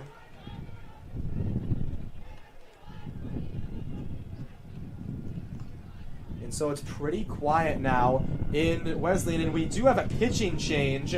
It's going to be Mallory Holland, who I honestly thought, if you asked me, was going to start today's game with how she's been doing this year. A team-leading .91 ERA. She's a sophomore from Shelbyville, Illinois, and her career ERA is .266, but a .94 ERA in 4 appearances and 2 starts, nothing to scoff at. And her 15.1 innings pitched, the 3rd most for her team. She's got 12 hits, 4 walks, 4 Ks.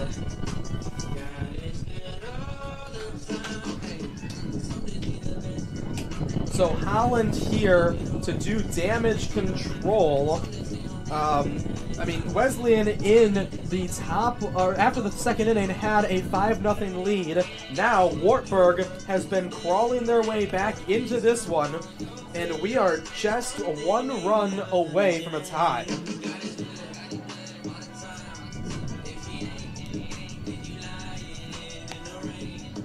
As far as the pitchers go for Illinois Wesleyan, there's a couple freshmen who have pitched. Maddie Poole, Ella Hermes, and Rhea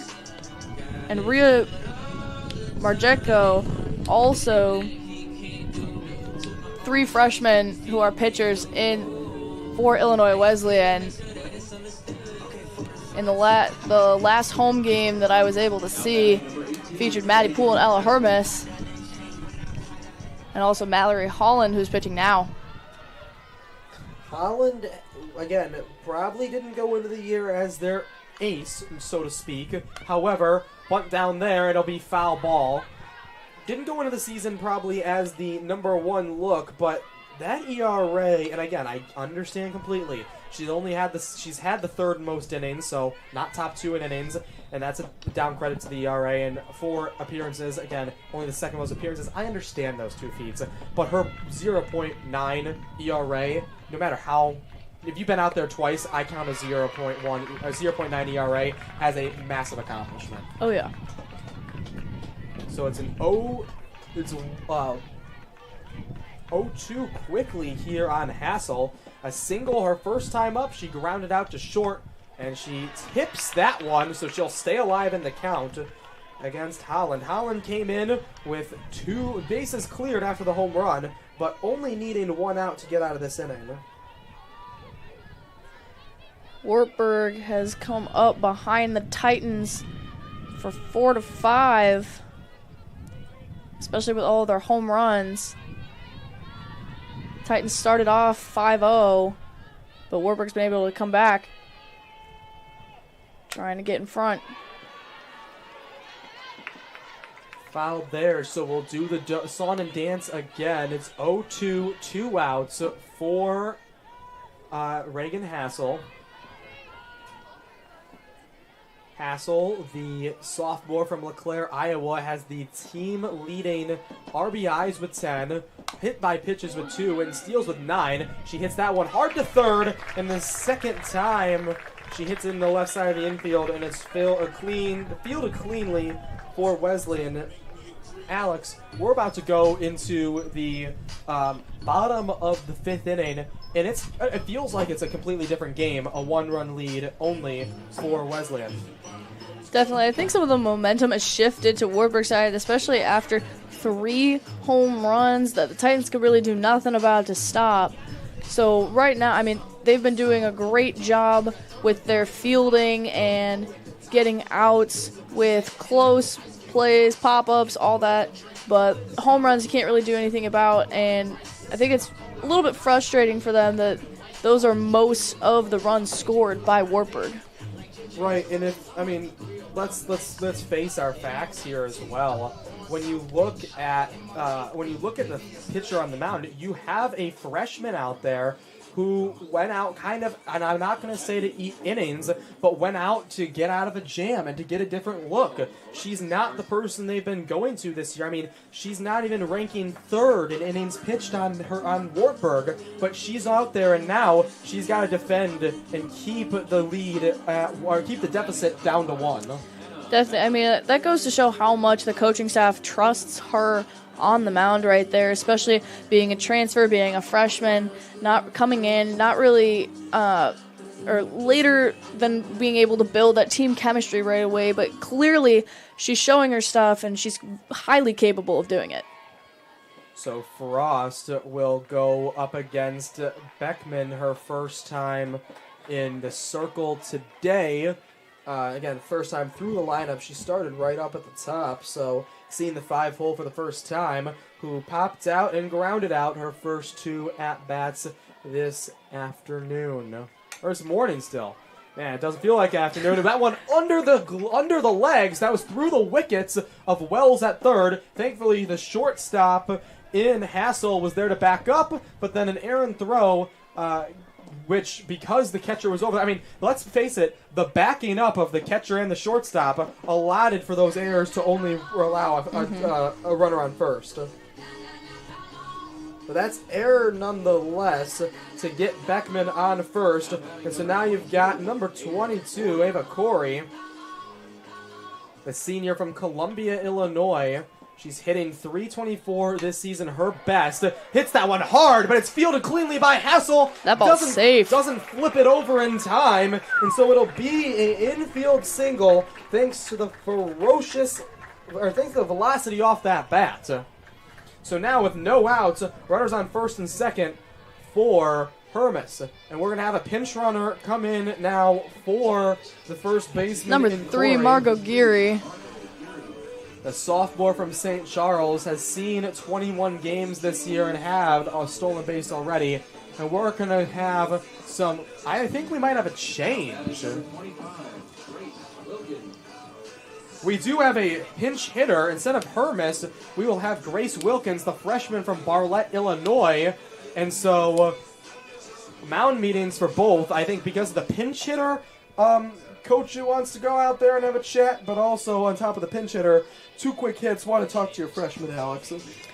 Yeah, I mean, freshman being a pinch hitter, it's a little bit more pressure, but also Grace Wilkins has made multiple appearances in the hitting lineup, so coaching staff obviously trusts her as well, and her skills can show for that. Yeah, she's hitting .286 on the year. The freshman from Bartlett also has her sister, Julia Wilkins, on the team. They are twins. Grace has gotten a little bit more action than Julia has, but nonetheless, Grace out here today in a pinch-hitting opportunity, and so it'll be freshman on freshman with runners on first and second and nobody out. Their aunt coaches at my old volleyball club. So I figured that out when I was getting reps there this summer before I came in. We live in a small world. And speaking of small world, Margot Geary also went to my high school. We're both St. Charles natives. There you go. Yeah, so 1-0. It's we live in a small world, and I think it's always fun just getting those coincidences and what have you. We've had the same 2 neighbors in my house that I've grown up in my entire life. I don't know what just happened, what the mentality was there. Freely threw that ball to second, and we're going to have the second runner's going to score. We just had 2 double runners. Run. So, okay, I'm going to break that play down for everybody. Freely wanted to go to second and play hero once more. You can look at the replay here. I don't think that's Freely behind the dish anymore. No, that's a new catcher in the game. That was Alexis Larson. Alexis Larson, I think, is at... Yeah, that's number 12. So unless if there was a number swap, Alexis Larson is now catching. She threw the ball, tried to go to second. She threw it a little bit... She released it a little bit low. This ball hit in the infield. It's going to go over to first, and it's going to be a save. It's an infield single for the pinch hitter. But as I was saying, for Grace Wilkins, the pinch hitter,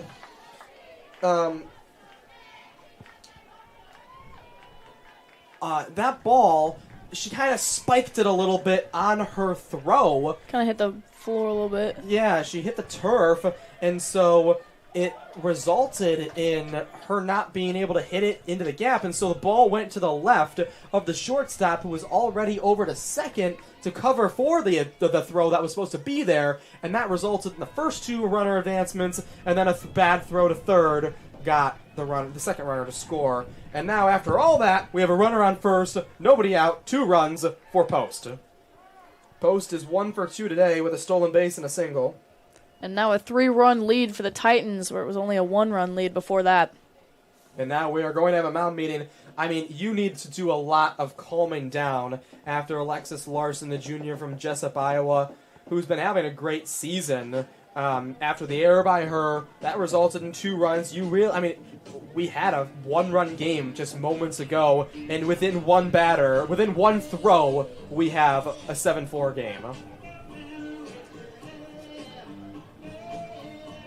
And stolen bases, I guess, get credited, Alex. I mean, I don't know if I want to call them stolen bases, but nonetheless, they stole them. Mm-hmm. I think we just call is that a wild pitch? I don't know.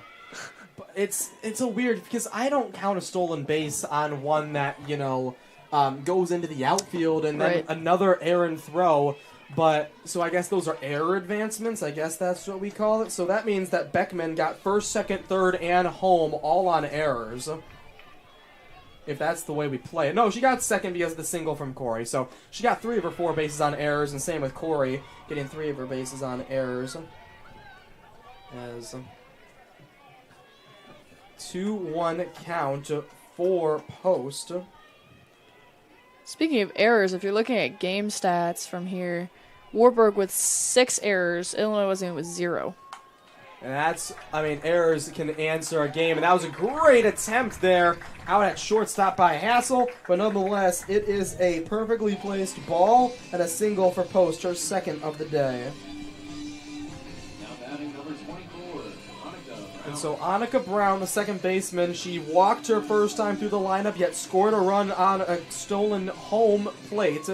And then she flew out to right to end the inning, her last at-bat. And no pinch runner for Claire Post. Yeah, it's a 7-4 lead here in the bottom of the 5th. And Brown shows bunt. She does put one down, and that one going to be fouled back for strike 1.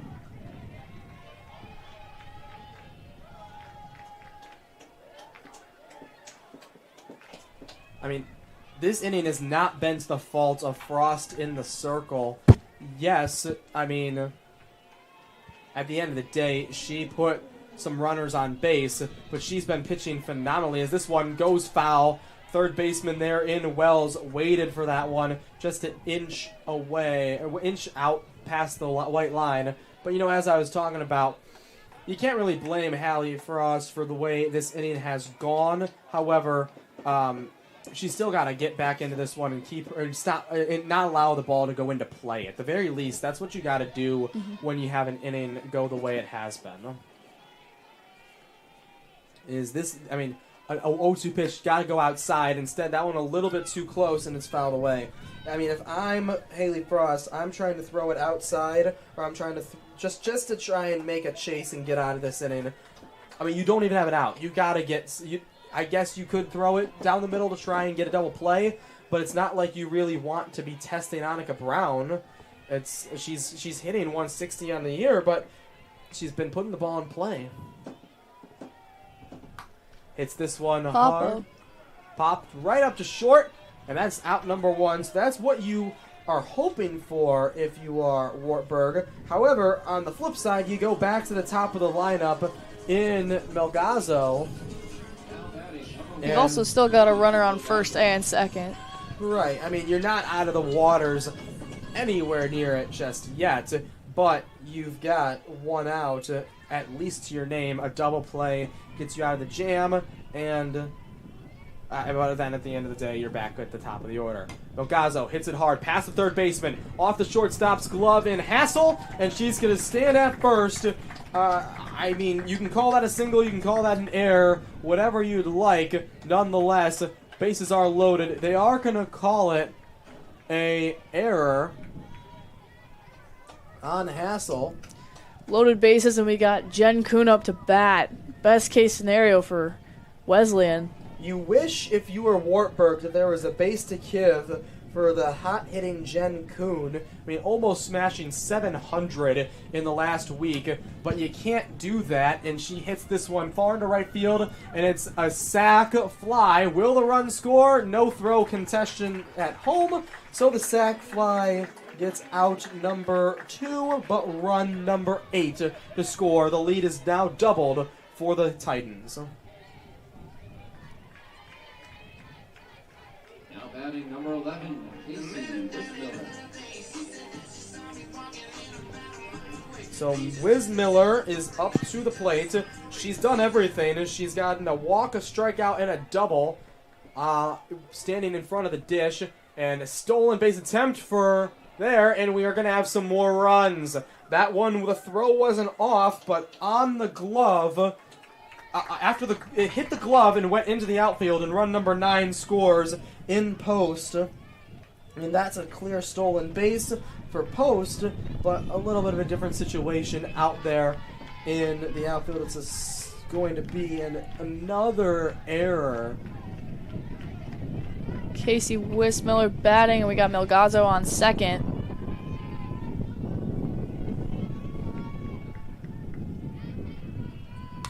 Wesmiller.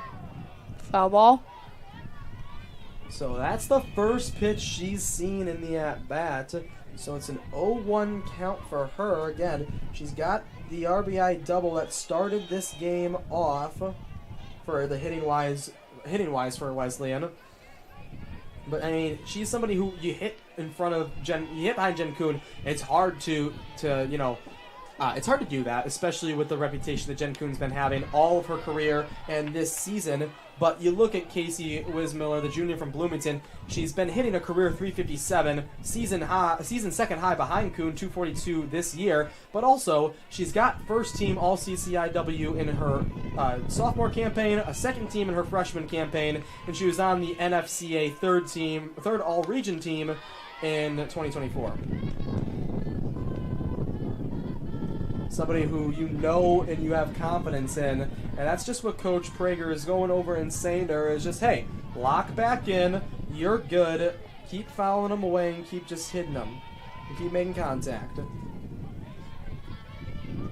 Got a career 257 hitter. She's third on the team in doubles and RBIs this season. She's going to time up her pitch here on the 0-2. Looks at ball 1. She's got 2 outs, a runner on second, and Melgazo is threatening and teasing. Looking to steal. Yeah, she's teasing that throwdown and just going to run to second if any ball goes out there.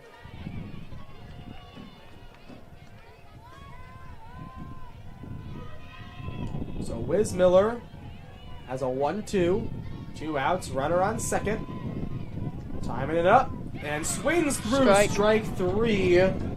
We will go to, let's talk about this inning briefly, Alex. I mean, you had 4 runs score, 3 of which came off of stealing home on wild balls and wild throws.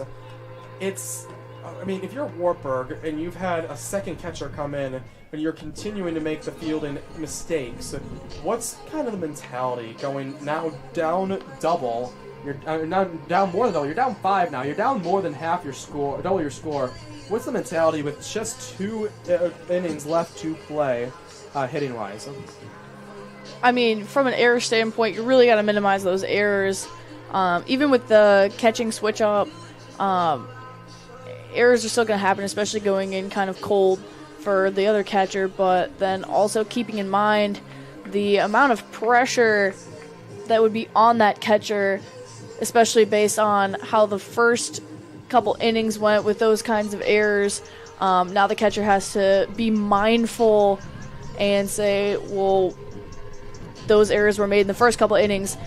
Maybe some of those thoughts going through her head, I can't make those errors now. But again, mentally tough, you have to not think about that like a pressure thing, like now I can't do this, because oftentimes when you say I can't, when you're saying I shouldn't do this, that's the dominant thought that your brain's focusing on. That's what's going to happen. So Bridar there gets a quick bunt ground out back to the pitcher for out number 1. You know, you hit it right on the head, Alex. When you play a doubleheader, especially in 4 games in 2 days on top of it, you have to have different people catch, just because the legs are going to go out if you don't. But that doesn't change the fact that softball is a mental game, and after the first inning, you've got a lot to go when you can make up, but if you're already thinking about the mistakes you made in the first throughout, just the mental toughness gets to you. Especially when you got 4 games to play in 2 days, weather's a factor, and you've got a double header both of those days, so you've got to get more than one catcher out there, and you have to think, am I getting pulled because I need to be saved for more time, or am I getting pulled because of my performance out behind the dish? I mean, even then, you can't really go down that rabbit hole, I'm getting pulled because I played bad, because then that's just going to make you spiral. So you have to focus on the fact, like, you did your best. Don't focus on it. Focus on the next plays. So Holland gets strike 3 on Wibenga, and out number 2 for this top of the 6th inning. So it'll be Mulder to the plate now. She homered the last time she was up, which put Holland into the game. So it's the last batter that Holland has not yet seen. She's already got 3 strikeouts as ball 1 is delivered there to Mulder. I mean, one of the advantages for Holland not being that pitcher who saw her the first time, she was able to watch the batter closely and see what her tendencies are, focus on that aspect for the pitching IQ. So keeping that in mind, she kind of has a little bit of a advantage, kind of knowing her hitter that she's pitching to right now.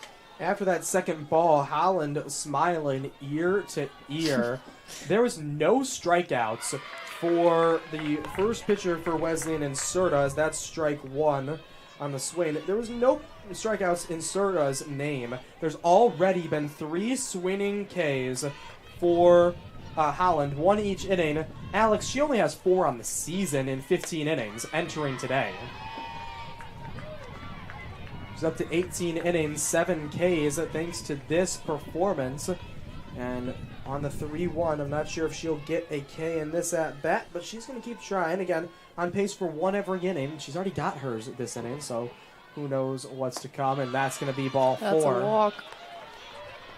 So it's a little late because there's 2 outs, but nonetheless, you've got a runner on base, and you are going to have a pinch hitter for Wartburg. It is Stephanie Kiver, the sophomore from Phoenix, Arizona.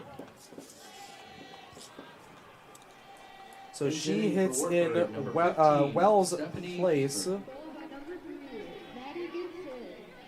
And you hear the echoing PAs there, because again, for those of you just tuning in, we do have lacrosse here at our field next door. There's a doubleheader between women's and men's Titan lacrosse. We've got both of those games for you over on iwsports.com. You can see that one in the second is a 12-2 Worcester lead. As the first pitch to the new hitter, and coming in from all the way from Phoenix. It's a 1-0 count for her.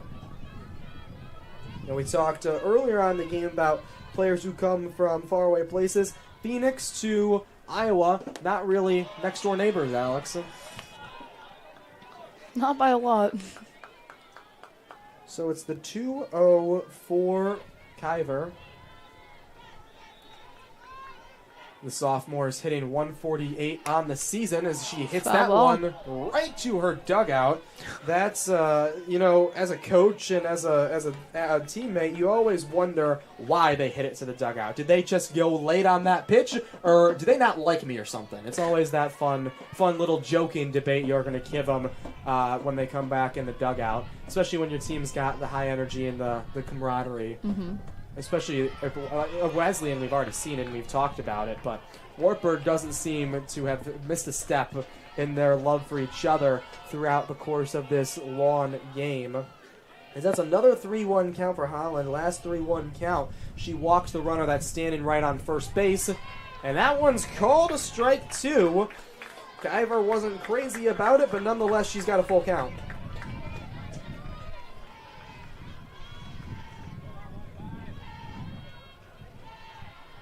The 3-2, and it's swung on, Another hit foul. hard, but it's foul. That one, it hit the track, and that one went onto the lacrosse field, and there's some Illinois Wesleyan lacrosse players that just threw that one back. They didn't even throw it anywhere near. They threw it to the opposite corner. It bounced over the track, but they threw it back, I guess, over the wall on this facility. Ball 4, we got runners on first and second. I mean, Alex, how would you feel if you're at the Shirk Center, you're out there playing volleyball, and you're just getting a basketball that just rolls onto the floor in the middle of the game? First, I mean, being in club tournaments where there's like 5,000 volleyball courts and balls are rolling everywhere, it's incredibly annoying when balls roll onto your court mid-play, especially if you're getting like a good play and you gotta stop it and replay. You are correct. And so Riley Freely comes back in. Alexis Larson came in to catch, but Freely, the original one in this spot, is going to hit once more for herself. She's hitting 143 on the season today. She's 1 for 2 with a double. Runners on first and second, 2 outs, and ball 1, and I think I heard Holland just mouth, "Let's go," like, let's do it. Just trying to pump herself up out there on the mound. Or in the circle, excuse me. Little conversation here between Holland and Brown.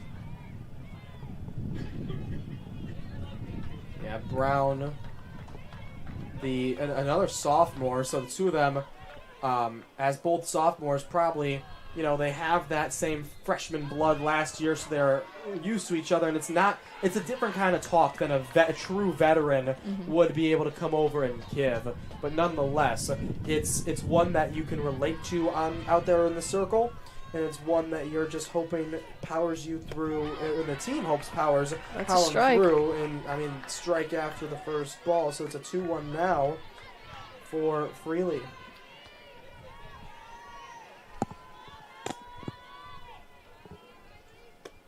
That one very close over the plate, and it's called a ball, so it's a 3-1 count again. The last 3 batters have all seen 3-1 pitches. One was a walk, one resulted in a full count, which then turned into a walk. Let's see what happens here. That Strike. one's pretty close to the same spot as the last pitch, Alex. But anyways, it's a full count for back-to-back batters. So. Go either way here. The full count. And there's a walk. So 3 straight walks, loads the bases, and Post quickly calls time to go talk to her battery mate. So the bases are after 2 quick outs, the bases are loaded. If you're Post, what are you telling Holland out there? I mean, bases are loaded, so obviously it's a high-pressure situation. She doesn't want to walk somebody and give that free run there, but she also doesn't want to get a hit, because then obviously you got loaded bases, someone's gonna run. But then also, like, being mentally tough, you gotta remember that, with loaded bases, there's probably at least 1 run going to score unless the fielders can, double play or something. But in this situation, She just has to be confident again in herself and her ability because she has that experience. She's a sophomore. She's got that background, and she's had multiple appearances, so she knows what she's doing. And she's got her teammates to support her and give her confidence. You can see with those conversations with Corey and Brown, and then also with catcher Claire Post. There was a light mist earlier, but we've got just a tad bit of a left to right wind and no other weather constraints right now. We're just about to get to the 2-hour mark of this contest, as that's strike one called on Metz, the sophomore from Williamsburg, Iowa, who got her first career homer and her first at-bat today. She struck out to Holland the last time she was at the plate.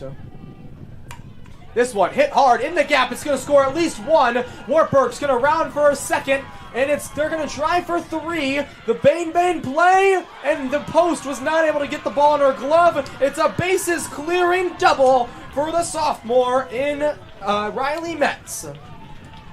That brings the runs now 7-9. Only 2 runs behind Wesleyan.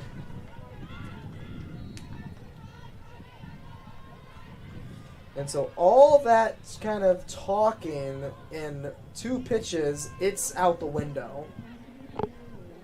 And now you've got, I think there's going to be a pinch hitter for the slapper here, or it's going to be a pinch runner, but I'm going to bet that they're going to pinch hit the slap. And both 13 and 4 coming up, but Fellow's already in the lineup, so it'll be Elle Rubel, the freshman from Fort Madison, Iowa. She's hitting .333 so far this season with a walk.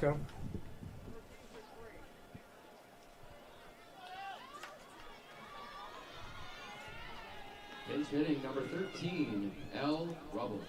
Yep, you're right. There's the pinch hitter. So Rubel, again, she's hidden pretty much 1 in 3 opportunities she's at the dish. And that's something again, sample size not as big as some of these starters, but it's exactly what you want if you're Jamie Mueller in this situation, somebody who's been mathematically getting on base. You already got the lead back down to 2. They started this inning only down to 1, but we've had a long 6th inning. They had it down to 1 in the 5th. Now they've got it back down to 2 here in the 6th. It's a 0-2 count. 2 outs. Runner chest on second for the Knights. Holland's pitch, a little bit high again. You're not, on an 0-2, you're not, Alex, going to throw that pitch in the zone. That one pretty high. It's a new hitter. Again, Holland has nearly seen everybody for the first time, as that one hits off the barrel of the bat, which means it goes and counts as a foul ball, even though from the viewer's eye it might have looked like a hit by pitch. Take a look back at it briefly. Yeah, it looks like it could go off the hands, but that was off the knob of the bat, which is foul. This one a slow roller to second, and it's out for Brown to get out of this inning. Well, 3 runs were scored. However, we will go into the bottom of the 7th, still up 2 for the Knights. You're watching IWSports.com. We'll be back after this quick break.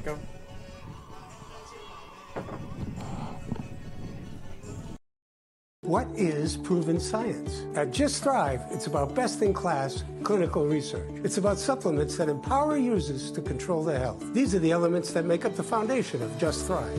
Our proven, clinically backed, proprietary probiotic removes the guesswork from supplement selection, because we've done the work for you to ensure that you're getting the best product possible, empowering you to take back control of your health from a leader in the digestive, immune, and emotional health spaces.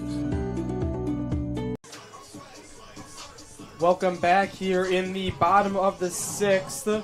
We have a great game on our hands. It's been back and forth offensively, and now it's just about holding on to the lead if you're the Titans, and it's about making sure in this half inning at the very least, Alex, that nothing happens to that 2-run lead. If you're Wartburg, I'm Caden.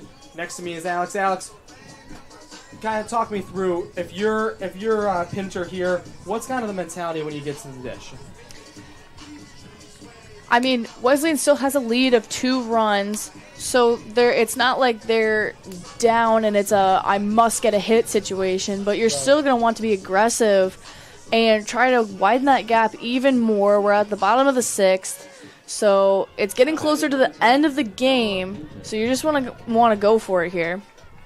Right, when I mean, let's face it, when the excuse me, took a breather there. When you have a big lead, I mean, by no means is Wesleyan, and they're having the umpires are having another conversation with the Wesleyan staff here in Inspiration Field. But as I was saying, Alex, you know, you're right. You've got a 2-run lead, so you're not in a get a hit or go home situation.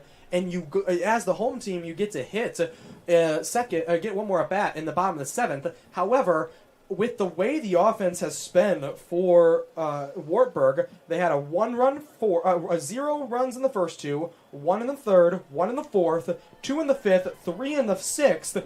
You can only imagine the offense isn't going to slow down. And so, if you're Wartburg, or if you're Wesleyan, you'd love the insurance run here just because that'd make you feel a little bit safer entering the 7th inning. Right. But it's still, nonetheless, it's a 2-run lead. It's a strong lead, and only in the 6th inning, which was the last inning we played, did Wartburg have enough runs to take a lead with the score that we have currently. 1-1 on Pinter. Hit hard. It's going to be in the gap. It's down, and it's going to hit the wall quickly to the right fielder off the bounce, and she slides into second for a double.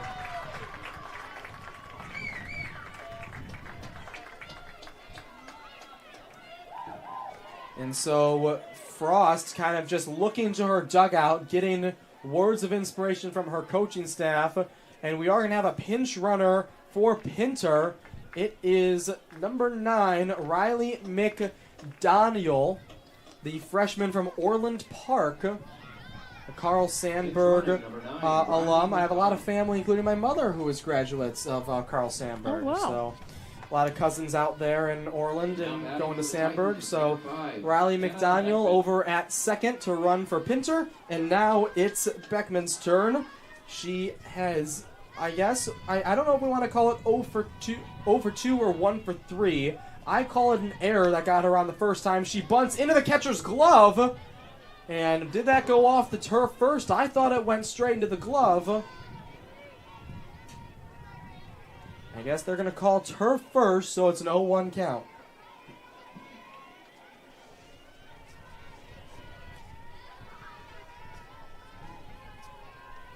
Beckman's got a career .364 batting average this season, just .273 infield in. Worried about a bunt that Beckman showed, but she pulls back 1-1.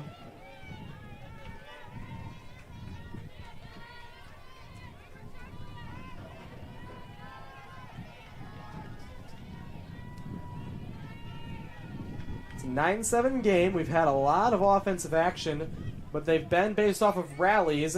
They call strike. I'll be interested to see if they allow the stolen base to stand, because if that was off the bat, you have to go back to second, but they're going to call that was not off the bat, so a stolen base for Pinter. So not for Pinter, excuse me. Riley McDaniel. Yeah, Riley McDaniel, so it's her first stolen base of the day. She gets to add the stat sheet besides her name in this one.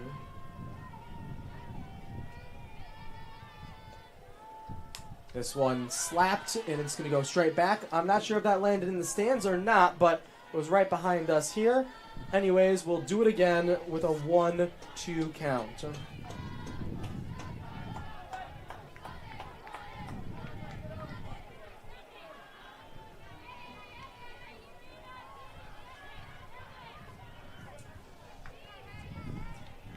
One and 2 for Beckman. Excuse me. That was a little outside. Again, Frost trying not, with a runner on third, ball can't go into play anymore. And so it's either got to go in play or it's got to go in the infield. An outside pitch is either going to be a swing and a miss or it's going to be a light blooper that you can contain at home.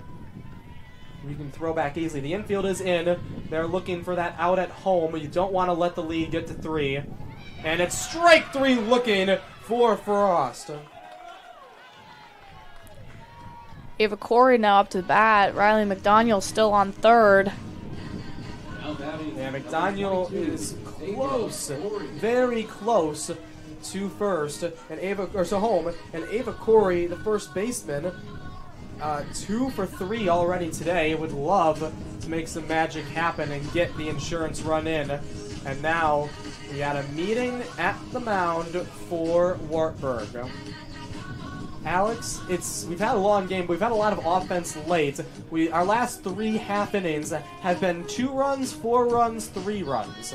And so if you're Frost, or I'll let you answer it either way. If you're Frost or if you are the batter in Corey, what do you kind of have to be thinking after all that offense? Obviously, with Wesleyan carrying with runs right now, due to their offense, you're going to want to go for it. You're going to want to be aggressive and swing at it. But then also, you have a runner on third. So if you can get the ball, if you can make a play, then you can make a run here. Right. If you're the defense, you ideally want that out at third. However, that's only going to come if she takes off for home plate. She's probably not with with 1 out, going to take off for the run unless if she's got a clear chance. Any ball hit in the infield, I don't think she's running on 1 out. Even though she's a pinch runner, that's still just not common. Anyways, it's 1-0 for Corey. 1 out here. And that one a little bit outside. It calls the umpire for the second ball. So whatever you talked about to Frost, you gotta hone back in on that right now if you're Wartburg, because I mean, you quickly go down 2-0 after having that mound meeting to a hitter like Ava Corey, who's batting .324 this year. It's not something you look at lightly. Good to get that comeback strike 1, but I mean, Frost has got to start throwing them closer, or at least get another call here and make the decision. You got to mentally flip the switch, and you got to make Corey start thinking about what to do. And with only 1 strike, she just has a green light. She has no fear. Mm-hmm. She holds there, and so it's 3-1. I can only assume she'll have the green light, but I don't think, just because she has the green light, I don't think she's going to swing at something she doesn't like. Also, being a senior, she has that experience, and she knows what she should swing at and what she shouldn't. And she looks that time down the ball 4. She already came into today with the 3rd most walks on the team. She adds 1 there. And she's somebody who, we haven't talked about her glove. She won the NFCA Rawlins Gold Glove Award at first base last season. And 2 years ago was the CCIW Co-Hitter of the Year in 2023. Now, again, coaches can't have 2 meetings in an inning without polling, so the catcher is going to go out there and have a discussion. It's Freely once more behind the dish. But, back to Corey, she's somebody who first team All-CCIW, co-hitter of the year in 2023, 3rd team All-Region, and then last year she earned the honors at first, but hasn't had those honors at hitting the last year. Now back up to a .324 average. So she's working her way back to those conference awards, and she already had the national honors for her glove over at first. And it will remain Grace Wilkins pinch hitting in her missus spot. And so here comes the pitch, and she tried to just tap that one down the line, but it goes foul for strike 1. Wilkins got a single her last time up, so why wouldn't you keep the pinch hitter in the game?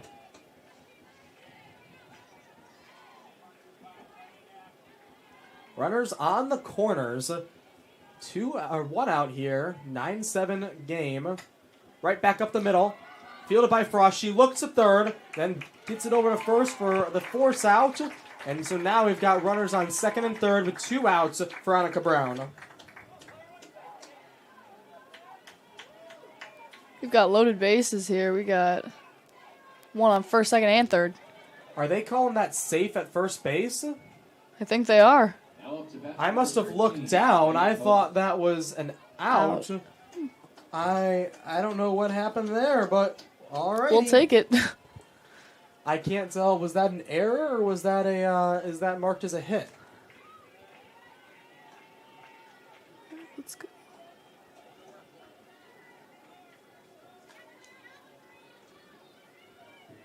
That was marked as a single up the middle, so we play on with bases loaded. And it is a pinch hitter instead. No, I'm sorry. I was one ahead on Brown. It is Post up to the plate. My apologies on jumping the gun. Post 2 for 3 today with 2 singles.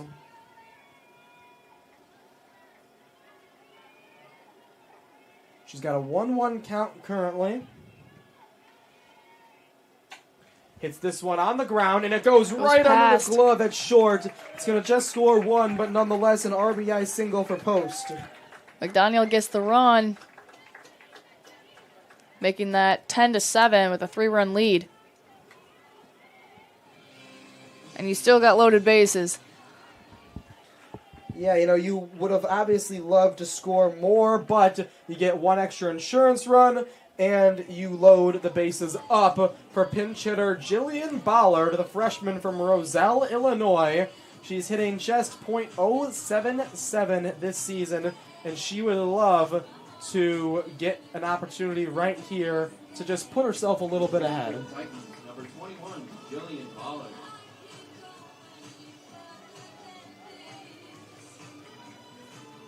Jillian Bollard now up to bat.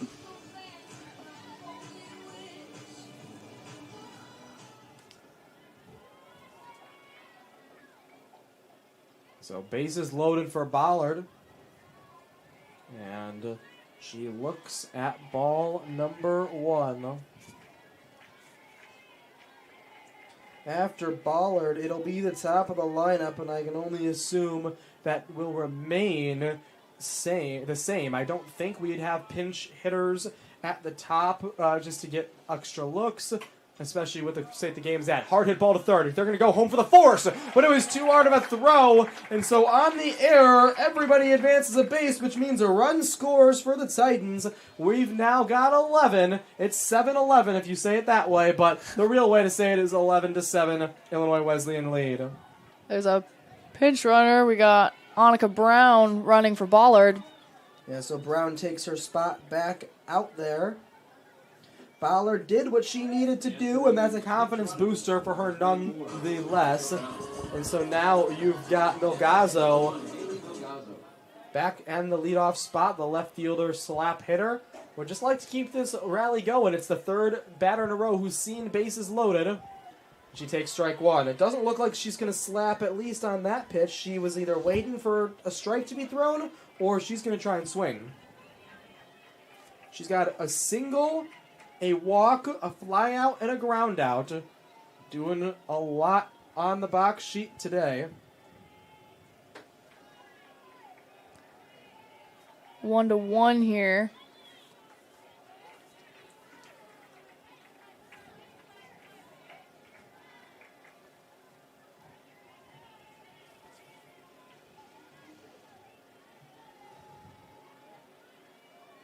I mean, if you're Milgazzo, you just want to just put the ball in play and let this Wartburg defense work. That one gets fouled off for strike 2. I mean, Wesleyan's had they've worked the counts well. They've gotten the timely walks.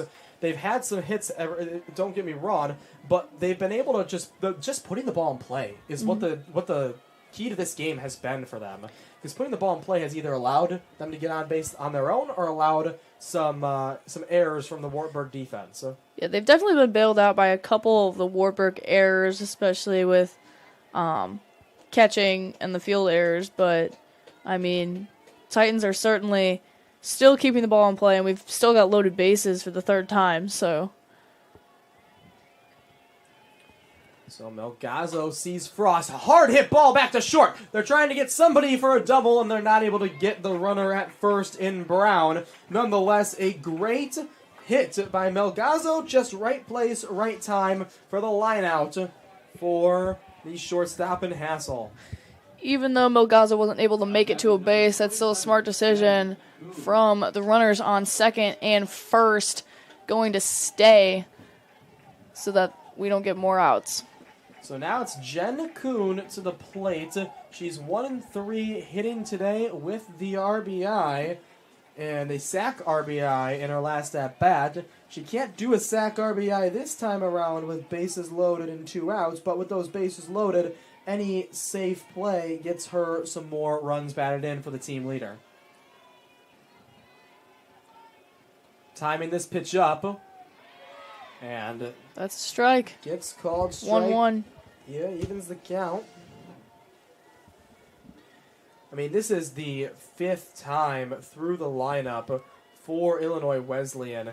And, you know, it's always fun. It's fun to get all those plate appearances, to get the action. But it's also draining on not the pitching staff, but the defense of Wartburg to have to be out there as long as they have been. And that's causing the mental fatigue that's allowing a couple of these errors to be committed.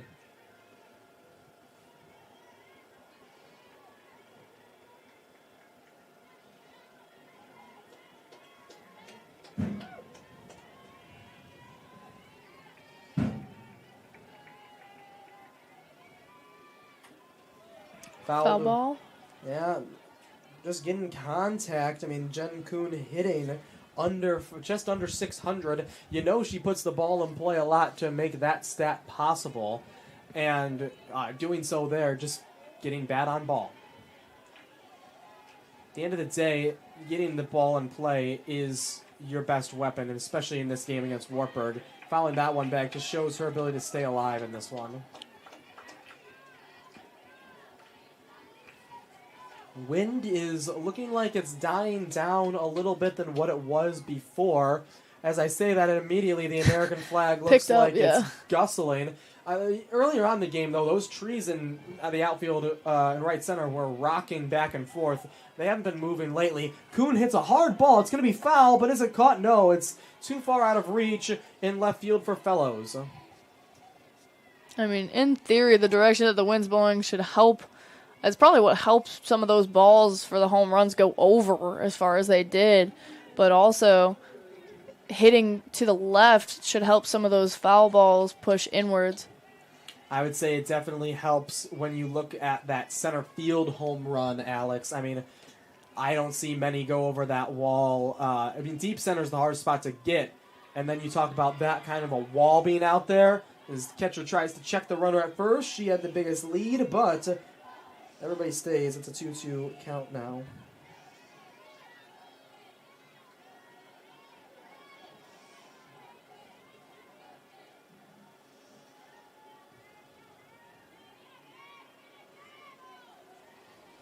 So the 2-2 pitch with 2 outs. Runners on all bases. Hits hard by Kuhn, and it's going down just past the glove of Fellows. It scores 2. The third is rounding home, and Annika Brown with smiles from ear to ear hits the plate, and a base-clearing double for the top hitter right now in the CCIW in Kuhn. And Kuhn made it all the way to second, too. Now we got Casey Wismiller up to bat. And Wismiller started the inning off. So we've batted around now here in the 6th inning. I'm sorry. Pinzer started the inning off, so Wismiller getting on base bats us around. My apologies.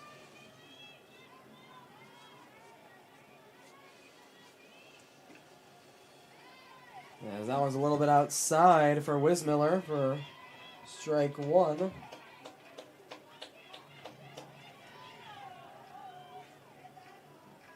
I mean, Wesleyan knows how to suck the momentum out of your team. They've done it consistently, and they've doubled their lead for the second time today. Or for the third time today, they've doubled the lead. I really don't want to count the third, but I guess the third was when they were up 5-2, even though they started 5-0. Some dark, gloomy clouds are overlooking us, Alex. I'm not a weather man, but it's not looking good here in Bloomington. We've still got 3 games here on IWSports.com today, so if you want more softball, don't forget to stick around. If you want to also check out more action on IW Sports, we've got lacrosse, women's and men's, over next door to us being broadcasted simultaneously. The 2-1 count now. The infamous weather app says that rain's forecasted in the next 3 minutes. So it could start pouring here very shortly. And we are still in play as this ball is hit hard. And over to short. And it is fielded cleanly to get Wiz Miller out of the inning. A good play by Hassel. Well, all nine spots get a at bat. And now it's time for Holland to come out and retire the side with a 7-run lead. You right back after this commercial break. OSF Healthcare Cardiovascular Institute has been named one of the top hospital systems in the country for heart care. This prestigious award by the American College of Cardiology comes from our commitment to providing the highest quality of care. From general cardiology to complex surgeries and the latest technology. Nationally recognized heart care right here. OSF Healthcare Cardiovascular Institute. Welcome back to Inspiration Field here in Bloomington, Illinois. Alex, we've got we've got 3 more outs left to play unless if 2 things happen. Wartburg has a rally, or we have rain. And both of those are possibilities with how this game has gone. Mm-hmm.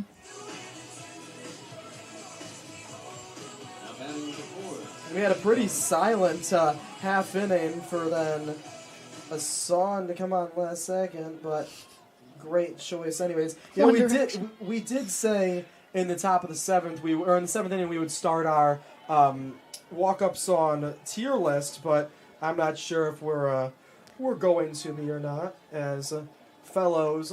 Was there any that stood out to you today? Let me ask you that. I mean, I know having the 2 bottom of the lineup of Wesleyan be the 2 80s hits was a nice surprise, but any other walk-up songs that stood out? Julian Ballard's walk-up song, Meet Me Halfway by the Black Eyed Peas, personal favorite of mine. Love that song. I mean, it was a good hit. As 1 and 2 for fellows. Foul ball. Last at bat was a 2 RBI home run for her. On the day, she's got a pop out to center, as well as a fly out to left to make it the 1-3 game. We've seen a lot of people leaving the stands with these dark clouds, a lot more bundling up, and balls going right to short. It's Kuhn across the diamond. There's out number 1. You know, it's top of the lineup for Wartburg, but they've got to do a lot to be able to mount a comeback late here and starting off. Starting off here in the 7th inning. 7 runs, 7 hits, 7 errors, and being down 7 for Wartburg. A lot of 7s that we can see here. In the top of the 7th. It's a very great, very intriguing, and just those are the fun stats you love. We do when everything matches up. Yes, it's foul tip for strike 2. We do give credit where credit's due. We thank our director upstairs, Tyler, for sending that one down for us. Hassel got a single her first at bat, grounded out in the left side of the infield her last 2 times through the order. The 0-2, little bit high for ball number 1.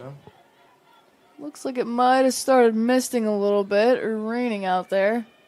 Again, we've got a window in front of us, so it makes it hard to see. And then called strike 3 for Holland. Today, she's had 4 strikeouts. Entering today, she's had 4 strikeouts. She's just doubled her season high in this appearance. Now batting number 2, Carly Brenner. So the last hope for the Knights is Carly Brenner. She's popped out, grounded out twice for her 0 for 3 day. Oh, yeah, it started pouring now. I can see it. Oh, yes. It's, with the net, it's a little bit hard to see, but the rain is present here in Bloomington, folks. So glad that we're covered up here in the press box. Over to short. Kunda that first. Ball's out. And I think they were very happy they made out number 3 quickly because the rain is falling. Alex, quick first thoughts after that 14-7 game concluded.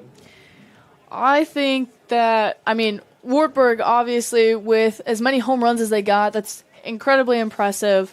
Great effort in hitting for them, especially with number 23, Haley Frost, the pitcher. Some great pitching from her that we could see.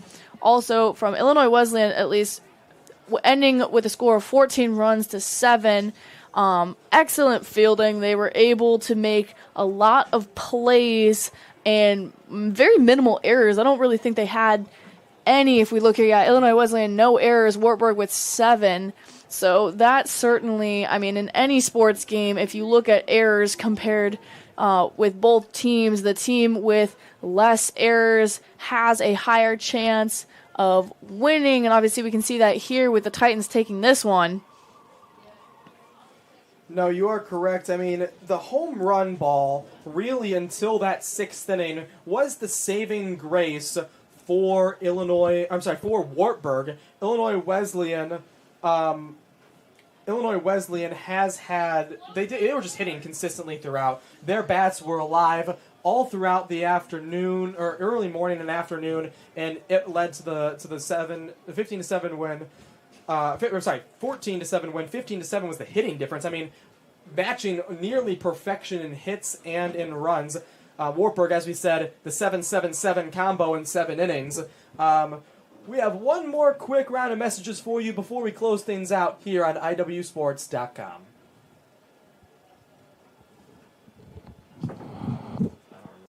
If I lose, I'll respond with respect. If I win, I'll back it up with humility. If I fail, I'll rise up with honor. It's tough for us to put it all on the line. Don't undo my hard work with poor sportsmanship. Respect. It's the name of the game. Welcome back to Bloomington. The rain is falling, Alex. We've got more softball to cover. This is just game 1 of 4 today on this turf field, and we are supposed to have our next game. It was scheduled on the calendar to start at 12:15 between Lake Forest and Wartburg, but not sure if we're going to get it, how long the delay is really going to be. They have to wait 30 minutes, of course, because of NCAA rules, but not sure if it's going to be longer than 30 with this weather, Alex. Yeah, it really looks like it's coming down here, and as long as those lightning sirens don't go off, we're clear to keep playing a little bit, but again, waiting 30 minutes before the next game. We've got Lake Forest. They were warming up in the bullpen while Wartburg and Wesleyan were still finishing the game, so... Yeah, they are coming in and taking over the Wesleyan dugout now. They're all wearing their hoods, as you can see on your screen. The rain is pouring, and in a sport like this, you don't need to wait out the rain in order to play, but the rain being this hard, I don't imagine them starting on time. Yeah. Just because you can play, I don't think they would with this type of weather. Yeah, it's just kind of up to see the radar, whether that's going to continue for a long time. If it gets to be too long, they're probably going to start it anyway as planned. But again, lightning sirens haven't gone off, so we're clear on that front. But yeah, looking forward to these next couple games here. No, most certainly are. It was a great win for Wesleyan to start the tournament. 14-7 here at Inspirational Field in Bloomington, Illinois. If you would like some action in between games, go over on iwsports.com to women's lacrosse. That one is finishing up in the rain just next door to us, and catch the action there before we start game number 2 here between Lake Forest and Wartburg. I'm Caden Sexton, alongside me, Alex Bardnitis. All of our crew upstairs, we thank you for tuning in today to iwsports.com. We've got 3 more softball games, so don't go anywhere.